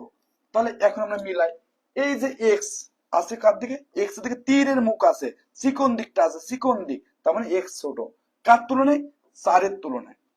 4 এর তুলনায় ছোট সংখ্যা যদি আমরা সংখ্যা রেখে যদি দেখি, এইটা যদি হয় সংখ্যা রেখে যদি 0 ধরি আমরা, এটা 1, এটা 2, এটা 3, তাহলে মনে করি এটা +1, এটা +2, এটা +3, এটা কি +4, আর এইদিকে দেখুন -1, -2, -3, এইভাবে কিন্তু এটা চলতেই থাকে মাইনাস ইনফিনিটি পর্যন্ত। সুপ্রিয় শিক্ষার্থীবৃন্দ, আপনাকে বলেছে এক্স এর ভ্যালু 4 এর থেকে কম, তার মানে এটা যেহেতু আপনার 4, এটা কি, এটা যেহেতু 4, তার মানে এক্স এর ভ্যালুটা 4 এর থেকে কম হবে। কি হবে বলুন, 4 এর থেকে কম। তাহলে দেখুন এইটা যেহেতু 4 এর ঘর, তাহলে 4 এর থেকে কম মানে এই যে এইদিকে পৃথিবীর যে কোনো সংখ্যা এইদিকে হবে, কিন্তু এক্স এর ভ্যালু কখনোই এইদিকে যাবে না। তার মানে এই ভ্যালুটা কি হবে বলুন তো, এই যে ভ্যালু এটা 4 এর নিচের যে কোনো সংখ্যা। এখন অপশনে কি দেওয়া আছে দেখুন, এই ঘরের দিকে 0 আছে কিনা, আছে, এটা হতে পারে। এই দিকে দেখুন 3 আছে কিনা, 4 এর থেকে কম, আছে কিনা, আছে। এটাকে -4, যদি আমি এখানে -4 লিখি, আছে কিনা, আছে। সো এই প্রত্যেকটি জিনিস আমি দেখতে পাচ্ছি, এই প্রত্যেকটি জিনিস কি বলুন আপনার 4 এর থেকে কম, অর্থাৎ এক্স এর ভ্যালু এখানে যে অপশন গুলো দেওয়া আছে সবগুলোই 4 এর থেকে কম, এবং সেটাই তো বলেছে। সো এটা জাস্ট একটা কমন সেন্স, এটা জাস্ট ইনইকুয়ালিটি বা অসমতা, এটা জাস্ট কমন সেন্স, এবং এই কমন সেন্সের উপর ভিত্তি করে আপনার এই প্রশ্নটা আসছে। সো এইগুলো মানে যে একটা অঙ্কে ডিপে ঢুকবো, নিজের যে একটা পাণ্ডিত্য দেখাবো, সেই সুযোগটা আসলে প্রাইমারি প্রশ্ন থাকে না। খুব ইজি প্রশ্ন, এগুলো আপনার দেখা মাত্রই পারবেন, এগুলোর জন্য অযথা টেনশন করবেন না সুপ্রিয় শিক্ষার্থীবৃন্দ। সো আশা করি আপনারা ক্লিয়ার, অনেকে সঠিক উত্তর করছেন, আশিক হোসেন, জান্নাতুল ফেরদৌস, মাবিয়া, মাহফুজা আক্তার, মুস্তাহিদ আজম ভাই, শোয়েব মাহমুদ এবং নির্জন রাইট উত্তর করেছেন। সো সকলের প্রতি অসংখ্য ধন্যবাদ এবং কৃতজ্ঞতা। এখন আমরা নেক্সট অঙ্কটা নিয়ে আলোচনা করব। এই অঙ্কটা খুব দারুণ একটি অঙ্ক, সেই অঙ্কটা নিয়ে এখন আমরা একটু আলোচনা করব।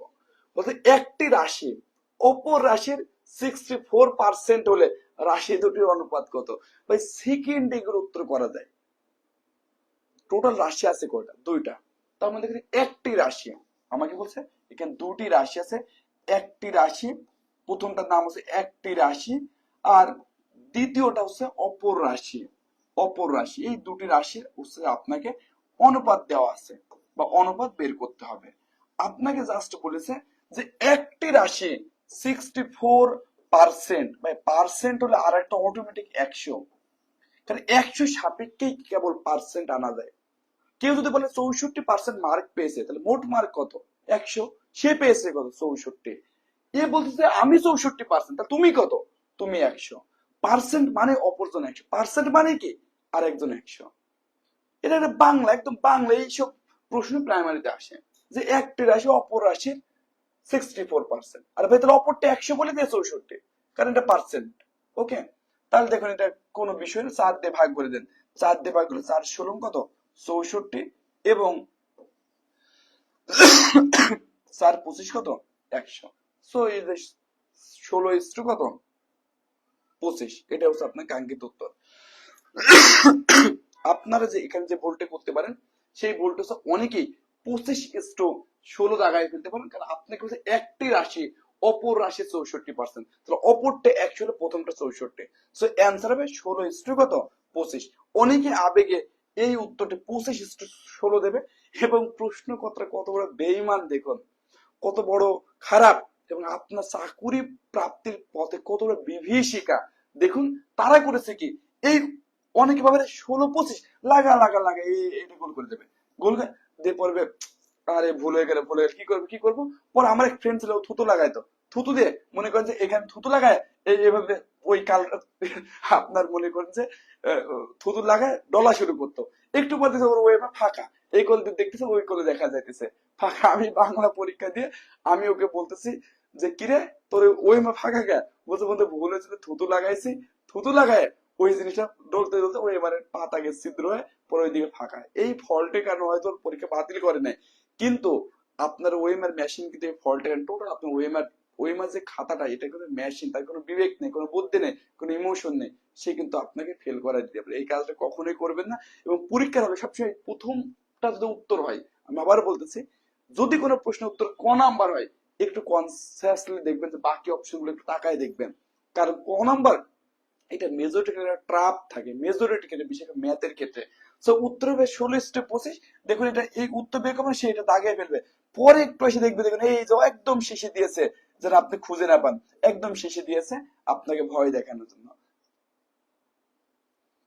রাফিয়া তাসনিম আপু খুব ভালো করে বোঝেন, 64% মানে 100-তে 64, 64% মানে কি 100-তে 64। যেমন আপনি যখন পরীক্ষায় মার্ক পান, এরকম লেখা থাকে না যে 80/100, 80/100 মানে কি আপনি পরীক্ষায় 80% মার্ক পেয়েছেন, তাহলে আপনার মার্ক কত? 80, টোটাল মার্ক কত? 100। এখানে একটি রাশি, অপর রাশি 64%, তার মানে প্রথম যে রাশি সেটা 64%, তাহলে আরেকজন কত? 100। এইভাবে আপনি পরীক্ষা খাতার সাথে কম্পেয়ার করতে পারেন। পার্সেন্ট মানে আমি 64 হলে আর একজন 100, আমি 80% মার্ক পেয়েছি, আমি 80 পেলে মোট মার্ক কত? 100। এখানে যেহেতু প্রথম যেটি সেটা 64%, তাহলে আরেকটা কি? 100। এই দুটারে আপনার অনুপাত চেয়েছে। সো এইগুলোকে অনুপাত করার ক্ষেত্রে আপনাকে চেষ্টা করতে হবে এই দুটো সংখ্যাকে সহমৌলিক আনা। সহমৌলিক মানে কি? এই দুটো সংখ্যাকে ভাগ করতে করতে এমন পর্যায়ে আনা যেখানে আর কোনো কমন সংখ্যা দ্বারা এদেরকে একে অপরকে ভাগ করা যায় না। এই 16 এবং 25-কে 1 এবং 16-25 ব্যতীত আর কোনো সংখ্যা দিয়ে ছোট করা যায় না। সো এটি হচ্ছে একে অপরের সহমৌলিক। আপনাকে এইগুলোকে ভাগ করে এমন একটা পর্যায়ে আনতে হবে, সব থেকে ক্ষুদ্রতম সহমৌলিক আকারে আনতে হবে, যেন এখানে আর ভাগ করা না যায়। ওকে, যেমন আপনি এখানে চাইলে আর একটু ছোট করে এর অর্ধেক করতে পারতেন, কত? আপনি এটা চাইলে 32:50 করতে পারেন, এটা কিন্তু হবে না, কারণ এটা সহমৌলিক না, এদেরকে এখনো 2 দিয়ে ভাগ যায়। সো এটা কিন্তু 16:25 হবে। ওকে, সো আশা করি আপনার বিষয়টি ক্লিয়ার।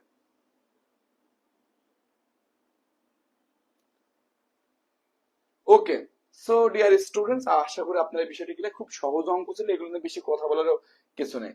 এই দেখুন, এই একটা অঙ্ক দিয়েছে। আমি তো ট্রেনের অঙ্ক আমি আসলে প্রাইমারি প্রশ্ন আমি কখনো পড়ি নাই। যদি আমি প্রাইমারি স্কুলের প্রধান শিক্ষকের সুপারিশ প্রাপ্ত হয়েছিলাম 43তম বিসিএস নন ক্যাডার থেকে, এবং আমাদের ব্যাচমেটরা এই মাসে জয়েন করেছে। তো আসলে এগুলো গ্রামে পোস্টিং, হয়তো অনেকে গ্রামে যেতে পছন্দ করেন, যেহেতু আমি ঢাকাতে বাংলাদেশ টেক্সটাইল বিশ্ববিদ্যালয় বা বাংলাদেশ ইউনিভার্সিটি অফ টেক্সটাইলস বা বুটেক্সে বিএসসি ইন টেক্সটাইল ইঞ্জিনিয়ারিং পড়েছে। এই কারণে, এবং আমি ঢাকাতেই, আমি যে অগ্রণী ব্যাংকের সিনিয়র অফিসার হিসেবে কর্মরত আছি, এটা আমার পোস্টিংও ঢাকাতে। সো আমি খুব ফ্লেক্সিবল পোস্টিং এর ভিতরে আছি, এবং ব্যাংকে অনেক ভালো স্যালারি পাওয়া যায়, প্রায় 50-র কাছাকাছি স্যালারি পাওয়া যায় আপনার ঢাকাতে সিনিয়র অফিসারে। এবং এগুলো যখনই 9 গ্রেড, এখন পে স্কেল এগুলো চেঞ্জ গুলো, এটা 70-র কাছাকাছি হিট করতে পারে, মানে স্যালারি যদি আসলে আপনার নবম পে স্কেল দেয়। এই সমস্ত দিক বিবেচনা করে আসলে আমি এর পরে জয়েন করি নাই। আমার সামনে 45, 46, 47 প্রত্যেকটা বিসিএস আছে, এবং আমি আগের বিসিএস গুলো দিয়েছি। সো আসলে এখন লোকেশন চেঞ্জ না করার জন্য আসলে আমি ওই চাকরিতে জয়েন করি নাই। তবে আমি এই প্রশ্নগুলো অ্যানালাইসিস করার ক্ষেত্রে আমি তো খুব কঠিন প্রশ্ন থেকে অভ্যস্ত, বিশেষ করে ব্যাংকে অনেক কঠিন ম্যাথ আসে। ব্যাংকের ট্রেনের অঙ্কগুলো এত জটিল করে আসে, একটা ট্রেন যাইতেছে, আর একটা ট্রেন আসতেছে, মাঝে ব্রিজ আছে, কোন একটা মানুষ আছে, কোন একটা প্লার আছে, বিশাল জটিল জটিল অঙ্ক। এখানে অঙ্কটা আপনি দেখেন, এই অঙ্কটা করাও লাগবে না, মানে অঙ্কটা আপনি করবেন সেটাও লাগবে না, জাস্ট কমন সেন্স ইউজ করলে আপনি টোটাল অঙ্কটা করতে পারবেন। সো আপনারা যারা ম্যাথে দুর্বল, তাদের জন্য প্রাইমারি খুব ইজি একটি অপশন। এখানে অঙ্ক নিয়ে ভয় পাওয়ার কোনো কারণই নেই। বলতে একটা ট্রেনের দৈর্ঘ্য 200 মিটার, আর তাতে কি ট্রেনটির গতি ঘন্টায়, ঘন্টা মানে কত? 60 মিনিট, 60 মিনিট, তাহলে ঘন্টায় ওই ট্রেন যায় 100 কিলোমিটার। ভাই 1 ঘন্টায় যদি কেউ 100 কিলোমিটার যায়, তাহলে 60 মিনিট 100 কিলোমিটার যায়। এখন আপনি বলতে 30 মিনিটে কত যায়? আরে ভাই 60 মিনিটে যেটা 100 কিলো যায়, সেটা 30 মিনিট, অর্ধেক সময় 50 কিলো যাবে। কত যাবে? 50 কিলো যাবে। এবং দেখুন অপশন আর কিছু হয়নি, মানে এটা এটা মানে কত সহজ, মানে আপনার ট্রেনের অঙ্ক, এটা আসলে প্রাইমারি পরীক্ষাতে আসে, সেটা আপনার দেখলেই বুঝবেন। সো এরকম আর করারও কিছু নেই, জাস্ট আপনাকে এই 200 মিটারে ভয় দেখেছে ভাই। আমি যখন যাইতেছি বা আমি যখন বাইকে যখন স্পিড, আমি তো বাইকে যাই প্রায় আমি 90, 100, 105, সুযোগ পেলে 110-এ তুলে ফেলি। এই যখন যায় তখন কি বাইকটার লেন্থ কত এটা কি আসলে কাউন্ট করা হয়? করা হয় না। বাইকের লেন্থ, ট্রেনের লেন্থ তখন কাউন্ট করা হয় যখন এইগুলো ব্রিজ পার করে। কি করে? ব্রিজ। কারণ ব্রিজে এই মাথাটা টাচ করা মাত্রই ধরে না এটা ব্রিজে উঠছে। এই জন্য যখন সে ব্রিজটা ক্রস করে, ব্রিজটা যদি হতো 500 মিটার এবং ট্রেনটি হতো 200 মিটার, তাহলে দেখুন এই টোটাল 500 মিটার ট্রেনকে যাওয়া লাগে, এই পর্যন্ত প্রথমে আসে। তারপরে এই ট্রেনের 200 মিটার টোটালটা যখন চলে যায় তখন কিন্তু আলটিমেটলি এটা ক্রস করেছে ধরে নেওয়া হয়। এই যখন ব্রিজ থাকে তখন এই 200 মিটার সব অতিরিক্ত, তখন আপনাকে 700 মিটার নিয়ে চিন্তা ভাবনা করতে হয়। বাট এই জায়গাতে সেই বিষয়টি নিয়ে বলা হয়নি। এখানে আপনাকে জাস্ট বলেছে এটি যদি 60 মিনিটে বা 1 ঘন্টা যদি 100 কিলো যায়, তাহলে এটি 30 মিনিটে কত যাবে। 30 মিনিটে এটা অর্ধেক সময়, অর্ধেক দিনে 50 কিলোমিটার হবে, অ্যান্সার হবে। এগুলো দেখলে আপনারা বুঝবেন, খুব সহজ। নাসরিন সুলতান শাকির, সুমাইয়া উম্মে সাবিনা, মোহাম্মদ রাশিদ, মোহাম্মদ মুস্তাহিদ আজিম, আব্দুল করিম, প্রমি ইসলাম সহ অসংখ্য সুপ্রিয় স্টুডেন্ট, আপনারা যারা কমেন্ট করেছেন আপনাদের সকলের উত্তর সঠিক হয়েছে। সুপ্রিয় শিক্ষার্থীবৃন্দ, এখন আমরা পরবর্তীটা নিয়ে আলোচনা করব। এখানে বলা হচ্ছে 1 মিলিয়ন সমান কত বিলিয়ন। 1 মিলিয়ন সমান কত বিলিয়ন। এই অঙ্কগুলোকে আমি একটা সহজ, সর্বপ্রথম একটা কমন সেন্স দিই। এখানে দেখুন ইকুয়াল আছে, কি আছে? ইকুয়াল। এই দিকে আছে কি? মিলিয়ন। কি আছে? মিলিয়ন। এই দিকে কি আছে? বিলিয়ন। বিলিয়ন। আপনাকে একটা জিনিস মনে রাখতে হবে, এটা কিন্তু একটা ইকুয়েশন। এটা একটা কি? ইকুয়েশন। মাঝে কি আছে? ইকুয়াল। মাঝে কি আছে? সমান বা ইকুয়াল সাইন আছে। মনে রাখবেন, মিলিয়ন বড় নাকি বিলিয়ন বড়? বিলিয়ন বড়। বিলিয়ন যদি বড় হয় এর পাশে সংখ্যাটা অবশ্যই ছোট হবে। মিলিয়ন যদি একক হিসেবে ছোট, তাই এখানে একটা বড় সংখ্যা থাকবে। এই দুটা মিলে কিন্তু এই বোথ সাইডে সমান হবে। অর্থাৎ আমি যে কথা বোঝাতে চাই, বড় এককের পাশে ছোট সংখ্যা থাকে, ছোট এককের পাশে বড় সংখ্যা থাকে। এই কারণে আপনারা যখন এইভাবে লিখতেছেন কেজি, কেজি, আর যখন এখানে লিখছেন গ্রাম, দেখুন তো একক বড় কোনটা? কেজি। তাহলে এই দুটো কিন্তু আপনি এখনকার ইকুয়াল না, কেজি গ্রাম কি ইকুয়াল? ইকুয়াল না। এখন দেখুন এখানে জাস্ট 1 লিখলেন, তাহলে এইটাকে ইকুয়াল করতে গেলে 1000 দিতে হয়। কি দিতে হয়? 1000। কেন? কারণ একক ছোট মানেই সংখ্যা বড় হবে, একক বড় মানে পাশে একটা সংখ্যা ছোট হবে। এটা একটা কমন সেন্স। এই কমন সেন্সটি অ্যাপ্লাই করলে আপনি অনেক জায়গাতে খুব ভালো করতে পারবেন। সুপ্রিয় শিক্ষার্থী, অনেক জায়গাতে আপনার খুব সহজেই কনভার্সন গুলো আপনি করতে পারবেন। তাহলে আপনি এখন দেখতে পাচ্ছেন যে মিলিয়ন কত? 1 মিলিয়ন। 1 মিলিয়ন। যেহেতু মিলিয়ন যে বিষয়টা আপনি পড়লেন, এখানে মিলিয়নের যে বিষয়টা আপনি এখান থেকে দেখলেন, সুপ্রিয় শিক্ষার্থীবৃন্দ, মিলিয়ন এটি যেহেতু একটা ছোট একক, সংখ্যা যত আছে, বিলিয়ন যদি অনেক বড় একক, তাহলে এর পাশের যে সংখ্যা সেটা অনেক ছোট হবে। কি হবে? অনেক ছোট হবে। তাহলে এটা কত ছোট হবে দেখি আপনারা দুই একজন উত্তর করুন। আমি তো অনেকগুলো উত্তর বললাম, এখন আসলে আমি আপনাদের উত্তরটি নিতে চাই। দেখি আপনারা 2 থেকে 1জন উত্তর করুন। 2 থেকে 1জন উত্তর করুন। তাহলে এটা কোনো বিষয় না, আমরা চলুন হিসাব করি। মিলিয়ন মানে কি? মিলিয়ন মানে 10 লাখ। এই দেখুন 10, 3, 4, 5, 6, 7, 10 লাখে 7 সংখ্যা। আর আপনাকে বলেছে 1 বিলিয়ন। 1 বিলিয়ন মানে কত? 100 কোটি। 1 বিলিয়ন মানে কত? 100 কোটি। সো 100 ইন্টু 1 কোটি লেখেন। 1, 2, 3, 4, 5, 6, 7, 8। মানে সহজ ভাবে অনেকে বিলিয়ন লিখতে ভুল করতে পারে, কোনো প্যারা নেই ভাই। 100 কোটিতে 1 বিলিয়ন। দেখুন এই যে 100 ইন্টু 1 কোটি, তাহলে কত? 1 বিলিয়ন। আর উপরে মিলিয়ন। এখন এই যে শূন্য আছে কয়টা? 2, 4, 6। এই 6টার সাথে এখানে 6টা কেটে দেন। 1, 2, 3, 4, 5, 6। ওকে, এটা কেটে দেন। তাহলে কি থাকলো? উপরে থাকলো দেখুন 1। উপরে থাকলো কত? 1। নিচে কত? 100 আর 10। 10টা 100 কত হয়? 1000। তো 1 কে 1000 দিয়ে ভাগ করলে কত হয় এটা আমরা সকলে জানি 0.001। So that is the right answer for the question. এটা আমরা দেখেই কিন্তু বুঝতে পারছি এটি কিন্তু আমাদের সেই অ্যান্সার হবে 0.001 হবে। কত হবে 0.001, কারণ 1/100। সো এই অঙ্কটা কিভাবে জটিল হতে পারে, যদি কেউ সরাসরি 1 বিলিয়ন সমান এভাবে টোটাল কতটা শূন্য এভাবে গুনতে চায়, সেক্ষেত্রে তার একটু কনফিউশন তৈরি হতে পারে। এই ক্ষেত্রে উপায় হচ্ছে আপনি মনে রাখবেন 100 কোটি, সো 100 ইন্টু 1 কোটি, এই যে 100 কোটি 1 বিলিয়ন, মিলিয়ন কত 1, তাহলে দেখুন 1 ইন্টু 1 মিলিয়ন।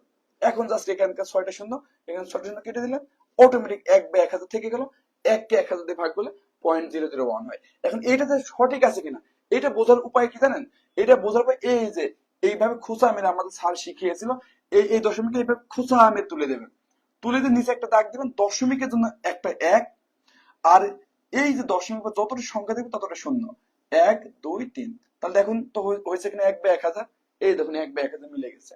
এইটা কিন্তু মিলবে না, কারণ দেখুন এই যে খোঁচা মারলেন, খোঁচার জন্য 1 আর এরপরে শূন্য আছে, তাহলে 1/10। এই যে এইটা যে খোঁচা মারলেন কত হবে, এটার জন্য হচ্ছে 1 1 2 3 4, 1 2 3 4, তার মানে 1/10,000 হয়ে যায়। সো আপনার যে উত্তরটি সেটা হয়েছে কিনা আপনি এই খোঁচা মারার টেকনিক ইউজ করে চাইলে বের করতে পারবেন। সো আশা করি বিষয়টি ক্লিয়ার। অনেকে রাইট উত্তর করেছে, এটা উত্তরও হবে হচ্ছে এ নাম্বার। সো যারা যারা এ লিখেছেন, নির্জন, সুমা আপু, সুমা মন্ডল, সুমা, নির্জন, আশিক হোসাইন, মুস্তাহিদ আলম সব অনেকে যারা রাইট উত্তর করেছেন, সকলের প্রতি অনেক ধন্যবাদ এবং কৃতজ্ঞতা। সো ডিয়ার স্টুডেন্টস, আমরা পরের অঙ্কে চলে যাব। আমরা পরের অঙ্কটা একদম মানে ধারার একটা বেসিক বা বাংলা অঙ্ক বলতে পারেন, অর্থাৎ ধারার সব থেকে সহজ যে অঙ্ক, এই অঙ্কটা যে 1 থেকে 20 পর্যন্ত সংখ্যাগুলোর যোগফল কত, মানে সিরিয়ালি সংখ্যা 1 যোগ 2 যোগ 3 যোগ 4 যোগ 5। তার মানে আপনাকে এইভাবে যদি আপনি 20 পর্যন্ত যদি যোগ করেন তাহলে এই যে এটা যোগফল কত। সো এটা একটা স্বাভাবিক সংখ্যা। স্বাভাবিক সংখ্যা মানে কি, ধনাত্মক পূর্ণ সংখ্যা। এই যে আমি দেখতে পাচ্ছি এই জায়গাতে দেখুন 1 2 3 4 এরকম ক্রমিক স্বাভাবিক সংখ্যা যদি থাকে, তাদের যোগফল নির্ধারণ ধারা প্রথম সূত্র হচ্ছে n ইন্টু n+1, মানে কি তার পরেরটা, মানে n যদি হয় 20 তাহলে এটা 21/2, শেষ। সরাসরি জাস্ট প্রথম যে সূত্র। তাহলে আমাকে এখানে কয়টি সংখ্যা যোগফল বের করতে বলেছে, 20টি।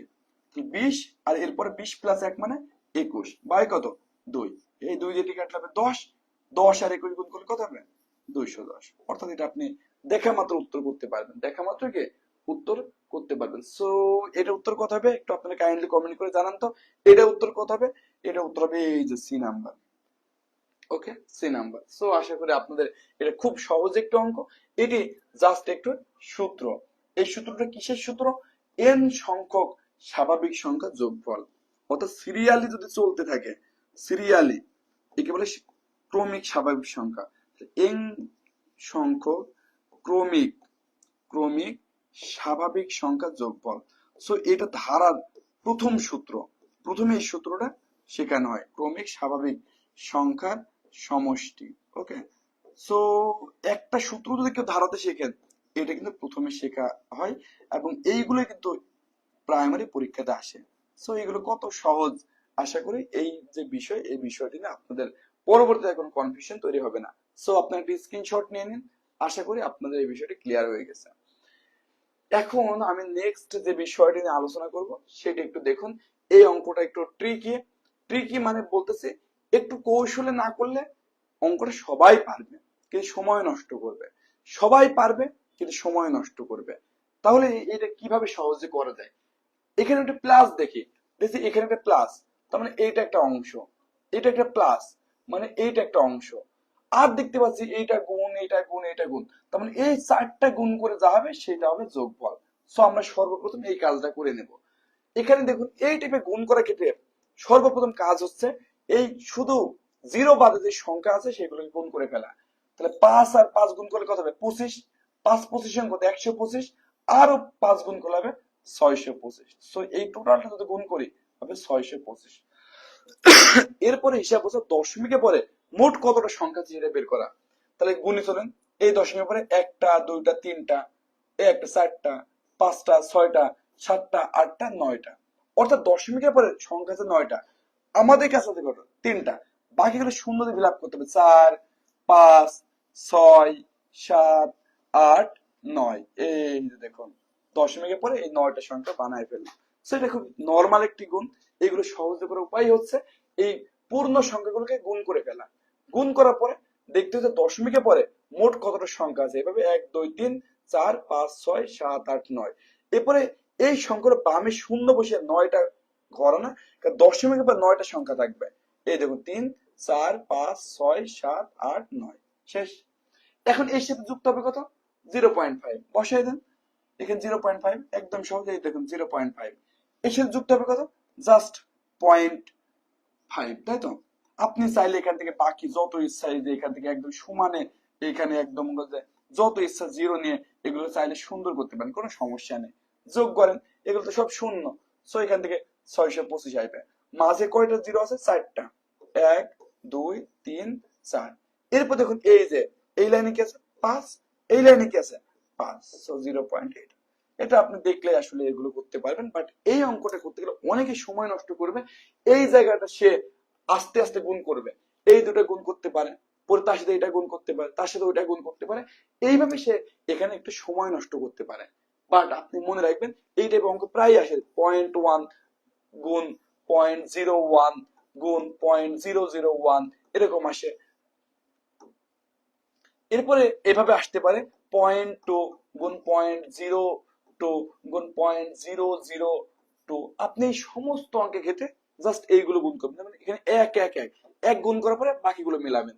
2 দুগুণ 4, 4 দুগুণ 8, 8 বসানোর পরে 1 2 3 4 5 6, সো এখানে আপনি মনে করেন বাকি 5টা শূন্য এভাবে বসাই দেবেন। এটি হচ্ছে এই অঙ্কের কৌশল, যে আপনার এই একই টাইপের সংখ্যাগুলো গুণ করে দশমিক পরে মোট কত সংখ্যা আছে এটি বের করতে পারলে বাকিগুলো আপনার কাছে কোনো বিষয় না। সো অনেকেই উত্তরটি রাইট লিখেছেন।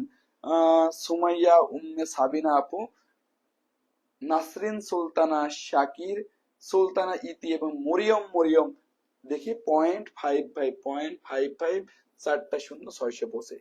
সো যারা অ্যান্সার বি বলেছেন তাদের উত্তর সঠিক হয়েছে। এখন আমরা আলোচনা করব পরের অঙ্কটি। কোন অঙ্কটি? পরের অঙ্কটি আলোচনা করব যে 12টি বই থেকে 5টি বই কত প্রকার বাছাই করা যায় যেখানে 2টি বই সর্বদা অন্তর্ভুক্ত থাকবে। শুনেন, কোন একটা বাছাই, কোন একটা চয়েসে যদি পার্সিয়ালিটি করা হয় যে 5 জনকে নেব, 2 জন অলওয়েজ ফিক্সড, ভাই যে 2 জন ফিক্সড ওই 2 জনকে কি আর চয়েস করার কোনো সুযোগ আছে? এরকম বিন্যাস এবং সমাবেশের যে অঙ্কগুলো আছে সেই অঙ্কের ক্ষেত্রে যে জিনিসটা ফিক্সড থাকে যে সেখানে তার চয়েস করার কোনো অপশন নেই, কারণ এরা বলে দিয়েছে যে 12টি বই থেকে 5টা নেব, তাহলে টোটাল বই কত 12টা, নেব কয়টা 5টা। এখন আমাকে বলতেছে এই 5টা বইয়ের ভিতরে 2টি বই অলওয়েজ আমার ফিক্স থাকবে, তাহলে এই 2টি বাদে বাকি এই 5টার ভিতরে বাকি যে 3টে আছে সেখান থেকে আমার চয়েস করার সুযোগ থাকবে।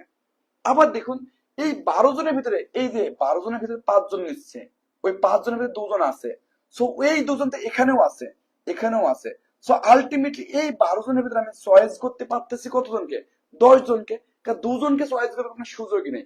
বলেই দিয়েছে যে যেখানে 2টি বই সর্বদাই অন্তর্ভুক্ত থাকবে, এই 12টার ভিতরে 2টি বই অলওয়েজ, এখানে আমার চয়েস করার সুযোগই নেই, এটা অটো সিলেক্টেড, এটা থাকবেই।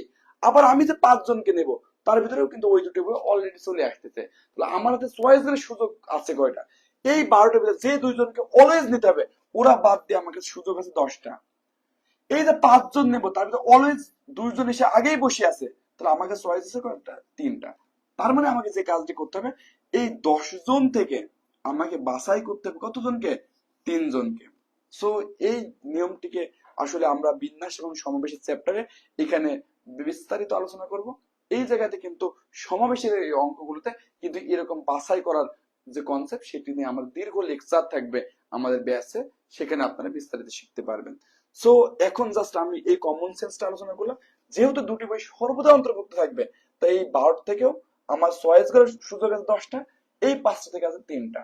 তাহলে এখন এইটা যে সূত্র কি জানেন, এই এই সূত্রতে এরকম একটা সূত্রতে কম্পেয়ার করতে হয় এন সি আর। হ্যাঁ, এই যে সি কম্বিনেশন সি, এই সির উপরে যে আছে এটাকে ধরে এন, নিচেরটাকে ধরে আর। এটা সূত্র হচ্ছে ফ্যাক্টোরিয়াল এন বাই, এই দেখুন এই যে এন ফ্যাক্টোরিয়াল আর, নিচে আছে না factorial r divided by n minus r factorial. Okay, তো চলুন এর সাথে মিলাই দেখি। এই দেখুন এখানে 10 ফ্যাক্টোরিয়াল ডিভাইডেড বাই 3 ফ্যাক্টোরিয়াল মানে ফ্যাক্টোরিয়াল আর, আর এই 10 থেকে 3 বাদ দিলে কত হবে 7 ইন্টু 7 ফ্যাক্টোরিয়াল। ফ্যাক্টোরিয়াল জিনিসটা কি? ফ্যাক্টোরিয়াল জিনিসটা খুবই মজাদার। এই 10 কে আপনি নিম্ন ক্রমে গুণ করতে থাকবেন। 10 গুণ 9 গুণ 8 গুণ 7। দেখুন তো 7 আপনি গুণ করতে চান না, কারণ কি জানেন? কারণ নিচে আমি দেখতে একটা 7 ফ্যাক্টোরিয়াল আছে। ওকে, সো এইটা দিয়ে এটা কেটে দেওয়া যাবে। আমি চাইলে বলদের মতো 7 5 6 করে 1 পর্যন্ত যাইতে পারতাম, এই 7 কে ওইভাবে যেতে পারতাম, লাস্টে কাটাকাটি করতাম, ওই প্যারা অতটা নিলাম না। আর ফ্যাক্টোরিয়াল 3 মানে কি? 3 মানে 3 2 আর 1 লেখাও যায় না লেখাও যায়, তো আপনাদের জন্য লিখে দিলাম ফ্যাক্টোরিয়াল 3 মানে 3 2 1। এই যে 7, একটু কাটাকাটিটা কালার দিয়ে দেখায়। দেখুন এই যে 7 ফ্যাক্টোরিয়াল, এই 7 ফ্যাক্টোরিয়াল কেটে গেল। এই যে 2 দিয়ে এটাকে কেটে দিলেন, থাকলো হচ্ছে 5। এই 3 দিয়ে এটাকে কেটে দিলেন, থাকলো কত 3। তাহলে আমরা কত পেলাম? দেখুন 5 আসলে 40 আর 3 40 কত 120। সো কত ইজিলি আপনি এখানে অ্যান্সার করতে পারেন, 120 হবে 120। সো এই অঙ্কটা কেউ না বুঝলে একটু আমাকে জানান। বিন্যাস সমাবেশ বিশেষ করে এই সূত্র কিভাবে আসলো, এটা একটা কমপ্লেক্স প্রক্রিয়া। বিন্যাস সমাবেশের জন্য আমাদের বিন্যাসের জন্য একটা লেকচার থাকে এবং সমাবেশের জন্য একটা লেকচার থাকবে। সো এই লেকচার গুলো আপনার জন্য অনেক বেশি ইম্পর্টেন্ট হবে এবং এই লেকচার গুলো আমরা ডিটেইল আলোচনা করব আমাদের ব্যাচে। যারা যারা ব্যাচে থাকবেন সবাই এইগুলোর উপর একটা জ্ঞান গর্ব আলোচনা পাবেন। জাস্ট এখানে মেইন যে দুটি বিষয় ছিল, দুটি বই যেহেতু অন্তর্ভুক্ত থাকবে, তাই ওই 12টা থেকে আমার 12টায় চয়েস করার সুযোগ পাচ্ছি না, সুযোগ পাচ্ছি 10টা। 5 জন যে নেব, আমি 5 জনকে নতুন ভাবে নিতে পারছি না। নতুন ভাবে নিতে পারছি কতজন? 3 জন। যে কয়জনের উপরে আপনার চয়েস করে সুযোগ থাকবে, অপশন থাকবে, শুধু সেইগুলো অঙ্কে এলাও হবে, বাকিগুলো এলাও হবে না। সো ডিয়ার স্টুডেন্টস, এভাবে আমরা সূত্র পেলাম এবং অঙ্কের উত্তর আসলো 120, যেটি আছে সি নাম্বারে। এখানে নাহিদা ইয়াসমিন সুলতানা ইতি, শারমিন সুলতানা, শাকির, আশরাফুল ইসলাম সহ যারা যারা বলেছেন সকলের প্রতি অনেক ধন্যবাদ এবং কৃতজ্ঞতা। চলুন এখন আমরা পরে অঙ্কটা নিয়ে আলোচনা করব। এইগুলো আরো সহজ অঙ্ক, এটা সমীকরণের সব থেকে বেসিক অঙ্ক, জাস্ট একটা বেসিক। এখানে বলছে এক্স প্লাস 5y সমান 24, এক্স এর মান দেওয়া আছে। তো চলুন এখানে এক্স এর মানটা বসিয়ে দিই। এক্স এর মান 3y, এই দেখুন 3y আর এই যে যোগ 5y, কারণ এক্স এর মান 3y দেওয়াই আছে। আপনি এখানে এক্স প্লাস 5y সমান 24 লিখবেন। আমরা অন্যান্য ক্ষেত্রে প্রতিস্থাপন পদ্ধতিতে সমাধানের ক্ষেত্রে আমরা এক্স বা ওয়াই কনভার্ট করে দিতাম, এখানে অলওয়েজ অলরেডি কনভার্টার দেওয়া আছে। এক্স এর মান 3y, সো এক্স এর মান 3y বসালাম ইকুয়াল 25, অর্থাৎ বাংলা দেখুন 3y আর 5y তাহলে কত 8y, 8y এর ভ্যালু কত 24, তো শুধু y এর ভ্যালু কত? শুধু y এর ভ্যালু হচ্ছে 24 বাই কত 8 সমান কত 3। দেখুন এই অঙ্কটা যদি এক্স এর মানও যদি চাইতো, তাও অঙ্কটা একটু জটিল হতো। মানে এক্স এর মানও যদি চাইতো, তাহলে আবার আপনি এখানে ওয়াই এর মান বসাইতেন, 3 3 5 15, এটি এসে এদিকে বিয়োগ হতো 9 হতো। সো সেই ক্ষেত্রে অঙ্কটা একটু টাফ হতো। এটা একদম বাংলা, একদম বাংলা একটা জিনিস শিখাইছে অ্যানি হাওলাদার। সূত্রটা হচ্ছে এনসিআর এর যে সূত্র, এটা মনে রাখতে হয়। এনসিআর এটা যে সূত্র, এই যে উপরে যেটা আছে এটা হচ্ছে ফ্যাক্টোরিয়াল এন, নিচে যেটি আছে এটি factorial r divided by n minus r factorial. হ্যাঁ, সো এটা আপনার কম্বিনেশন একটা কমন সূত্র। এই সূত্রটা নিয়ে আমরা ডিটেইল আলোচনা করব, কিন্তু এই সূত্রটা এত লং, এটা এখন যদি আলোচনা করি এটা মাঝপথে চলে যাবে আর কি। সো দেখুন কত সহজ, কত সহজ, মানে প্রাইমারি স্কুলে মানে এত সহজ প্রশ্ন দেয়। আমি তো আজকে ক্লাসের অডিয়েন্সের অবস্থা থেকে মনে হচ্ছে যে এত সহজ ক্লাস করানো যাবে না, বাট এটা করানো আমার একমাত্র উদ্দেশ্য হচ্ছে যে যারা অঙ্ক নিয়ে ভয় পান, মনে করে আমি তো ম্যাথ পারি না, চাকরি পাবো না, তারা আসুন দেখুন যে কি সহজ প্রশ্ন প্রাইমারি স্কুলে আসে। এই মানে খুবই ইজি, আউট অফ 20 পাওয়া সম্ভব, খুব সহজ প্রশ্ন আসে। দেখুন আপনাকে কি বলতেছে, যে চতুর্ভুজে কেবল দুটি, কেবল দুটি মানে জাস্ট এক জোড়া, কেবল দুটি মানে কি এক জোড়া বিপরীত বাহু পরস্পর সমান ও সমান্তরাল তাকে কি বলে? আমরা ট্রাপিজিয়ামের যে সূত্র, ট্রাপিজিয়াম গুলো এরকম হয়। ট্রাপিজিয়াম একটা চতুর্ভুজ, ট্রাপিজিয়াম একটা কি চতুর্ভুজ। এই ট্রাপিজিয়াম যে চতুর্ভুজ, দেখুন এই বাহুর এই বাহু কি সমান? সমান না। এই বাহুর এই বাহু কি সমান? অনেক সময় সমান নাও হতে পারে, এখানে হতে সমান। কিন্তু ট্রাপিজিয়ামের যে মেইন কন্ডিশন, দেখুন এই বাহু কিন্তু সমান্তরাল না, কিন্তু এই বাহু এবং এই বাহু সমান্তরাল। সমান্তরাল মানে কি? মানে উভয় বাহু পরস্পরে সমান দূরে অবস্থান করে। রেল লাইনে পাতের মতো, রেল লাইনের দুটি পাত সর্বদা সকল জায়গায় সমান দূরে অবস্থান করে। এই কারণে কিন্তু রেল লাইন আপনার লাইন থেকে বিচ্যুত হয় না। অর্থাৎ এই যে এই বাহুটা এবং এই বাহুটা এরা পরস্পরে সমান দূরে অবস্থান করে, সমান দূরে অবস্থান করে। এরকম যদি এক জোড়া বাহু, এই বাহু এই বাহু না, জাস্ট এক জোড়া, কেবল মানে জাস্ট একটি জোড়া যদি সমান্তরাল হয়, এই ধরনের চতুর্ভুজের নাম হচ্ছে ট্রাপিজিয়াম। ট্রাপিজিয়াম। রম্বস জিনিসটা কেমন? রম্বস হচ্ছে স্কোয়ারের মতোই, জাস্ট স্কোয়ারকে চাপ দিলে যেমন হয়। রম্বসের চারটা বাহুই সমান হয় এবং এই বাহু সমান্তরাল, এই বাহু সমান্তরাল। সো এই রম্বস এখানে হবে না। সামুদ্রিক কি? সামুদ্রিক হচ্ছে রম্বসের মতোই, কিন্তু এটা আয়তক্ষেত্র। আয়তক্ষেত্রকে যদি আমি বাঁকা করি সামুদ্রিক হয়, আর যদি বর্গকে বাঁকা করি তাহলে হবে কি? রম্বস। সো আয়তক্ষেত্রের ক্ষেত্রে বা সামুদ্রিকের ক্ষেত্রে কি হয়? বিপরীত বাহুগুলো সমান ও সমান্তরাল, কিন্তু কোনো কোণে 90 ডিগ্রি নয়। সো যেহেতু এখানে দুই জোড়া বাহু সমান এবং সমান্তরাল, এটি এখানে উত্তর না। আর চতুর্ভুজ, চতুর্ভুজ হচ্ছে চারটি বাহুদের সীমাবদ্ধ ক্ষেত্র।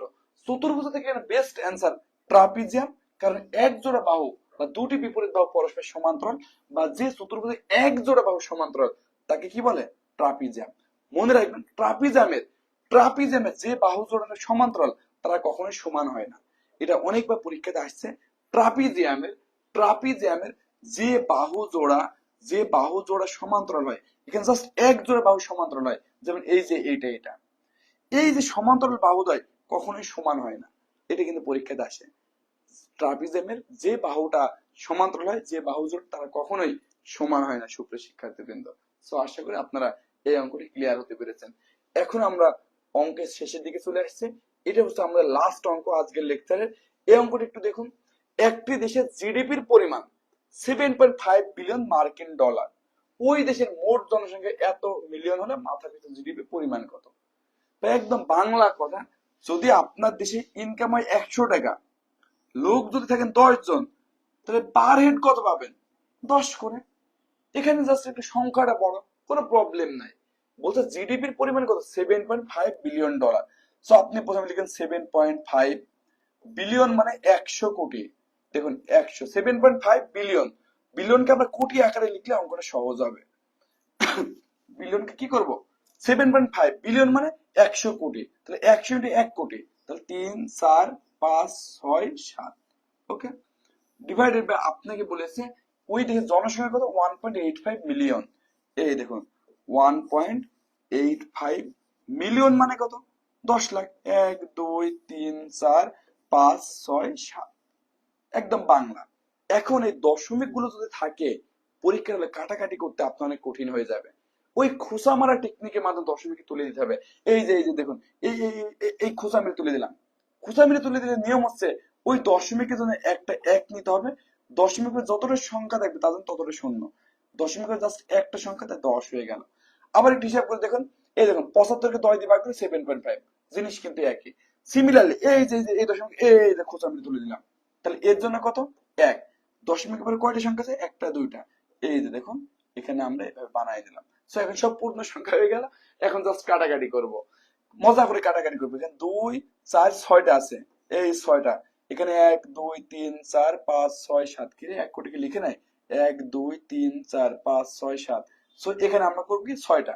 1 2 3 4 5 6, এই যে 6টা কেটে দিলাম। এরপর দেখুন, এই যে শূন্যটা, এই শূন্যটা কেটে দিলাম। তো আলটিমেটলি থাকলো কি? আর কিন্তু বেশি কিছু নেই। এখন আমরা চাইলে 5 দিয়ে কাটাকাটি করতে পারি। 5 দিয়ে কাটলে 5 15 75, আর এইটি যদি আপনি 5 দিয়ে কাটেন তাহলে 3 5 15, 5 7 35, 37 হবে। তাহলে উপরে কি কি থাকলো চলুন লিখে ফেলি। একটা ভিন্ন কালার দিয়ে লিখি উপরে কি কি থাকলো। উপরে থাকলো 15, এই দেখুন 15 আছে। 15 ইন্টু 100, তার মানে 1500। তার সাথে আরো দুটা শূন্য বসাই দিন, দুটা শূন্য, তাহলে টোটালি কত, 1 2 3 4 5 6, তার মানে 1.5 লাখ। আর নিচে আছে কত, নিচে বেঁচে আছে কত, জাস্ট 37। এই 1.5 লাখ 37 দিয়ে আপনি ভাগ করেন, তাহলে এখানে এটা কমায়, হ্যাঁ, তাহলে আপনি এই অপশনটা পাবেন 4054, 4054। সো এটি হচ্ছে আপনার রাইট অ্যান্সার। ডিয়ার স্টুডেন্টস, এই পর্যন্ত কারো কোনো কনফিউশন থাকলে একটু আপনাকে কমেন্ট করতে পারেন। আজকের আমরা সাধারণত টপিক ভিত্তিক পড়াই, কিন্তু আজকে এটি আলোচনা করার মেইন যে উদ্দেশ্য, যারা অনেক বেশি ভয় পান, আমি বারংবার এই কথা বলতেছি, অনেক মেয়েরা অনেক ছেলেরা অঙ্ক নিয়ে খুবই ভয় পান, তারা আসুন দেখুন যে প্রাইমারিতে যে সমস্ত প্রশ্ন আসে এটা কত সহজ প্রশ্ন। কারণ প্রাইমারি স্কুলের শিক্ষক যারা আছে তারা ক্লাস 5 পর্যন্ত পড়াবে। একটু ভালো করে খেয়াল করে দেখবেন, অঙ্কগুলো ম্যাক্সিমাম ক্লাস 7 বা 8 পর্যন্ত ওই লেভেলের। ওকে, সো খুব সহজ প্রশ্ন আসে। যে সমস্ত ডিয়ার স্টুডেন্টস আপনারা সামনে যে পরীক্ষাগুলো হবে এই পরীক্ষাতে যারা 20-এ 20 পাবেন, বা অঙ্কে যারা আউট অফ 20-তে 17-18 পাবে, সেই চাকরিটা পাবে। অঙ্কের মার্ক আপনার 15 নিচে কমে গেলে প্রাইমারি স্কুলে এখন যে প্রতিযোগিতা এবং যে সহজ প্রশ্ন, সেখানে আপনি মানে আপনার ভাইবা দিয়ে কঠিন হয়ে যাবে, চাকরি অনেক পরের হিসাব। সো এখানে আপনাকে খুব কনসাসলি, খুব সিরিয়াসলি আপনাকে ভালোভাবে এই অঙ্কগুলো একটু দেখতে হবে। হ্যাঁ, এই অঙ্কগুলো একটু দেখতে হবে। আশরাফুল ইসলাম ভাই, স্যার এইটা একটু বলেন, কোনটা আমি ঠিক বুঝি না, আপনি কোনটা কথা বলেন, আপনি কি এই অঙ্কটা কথা বললেন?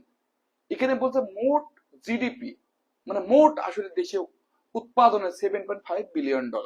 তো বিলিয়নটাকে আমরা কি লিখলাম, 7.5 বিলিয়ন, মানে 100 কোটিতে 1 বিলিয়ন, তাহলে 100 কোটি, তাহলে দেখেন 100 কোটি 1 বিলিয়ন, 1 বিলিয়ন 7.5 মানে 7.5 বিলিয়ন। এখানে 1.85 মিলিয়ন, এই দেখেন 1.85 মিলিয়ন মানে 10 লাখ। আর জাস্ট এই যে দশমিক গুলো খোঁচা মেরে তুলে দিয়ে সবগুলো পূর্ণ সংখ্যা বানালাম। পূর্ণ সংখ্যা যদি আমি না বানাইতাম এইগুলো কাটাকাটি করে কঠিন হতো।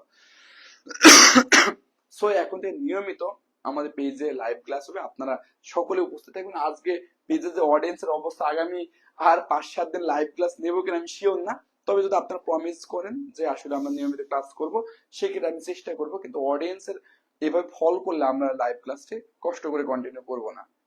ওকে, সকলের সুস্বাস্থ্য এবং দীর্ঘায়ু কামনা করে আজকের লেকচারটা এখানে শেষ করছি।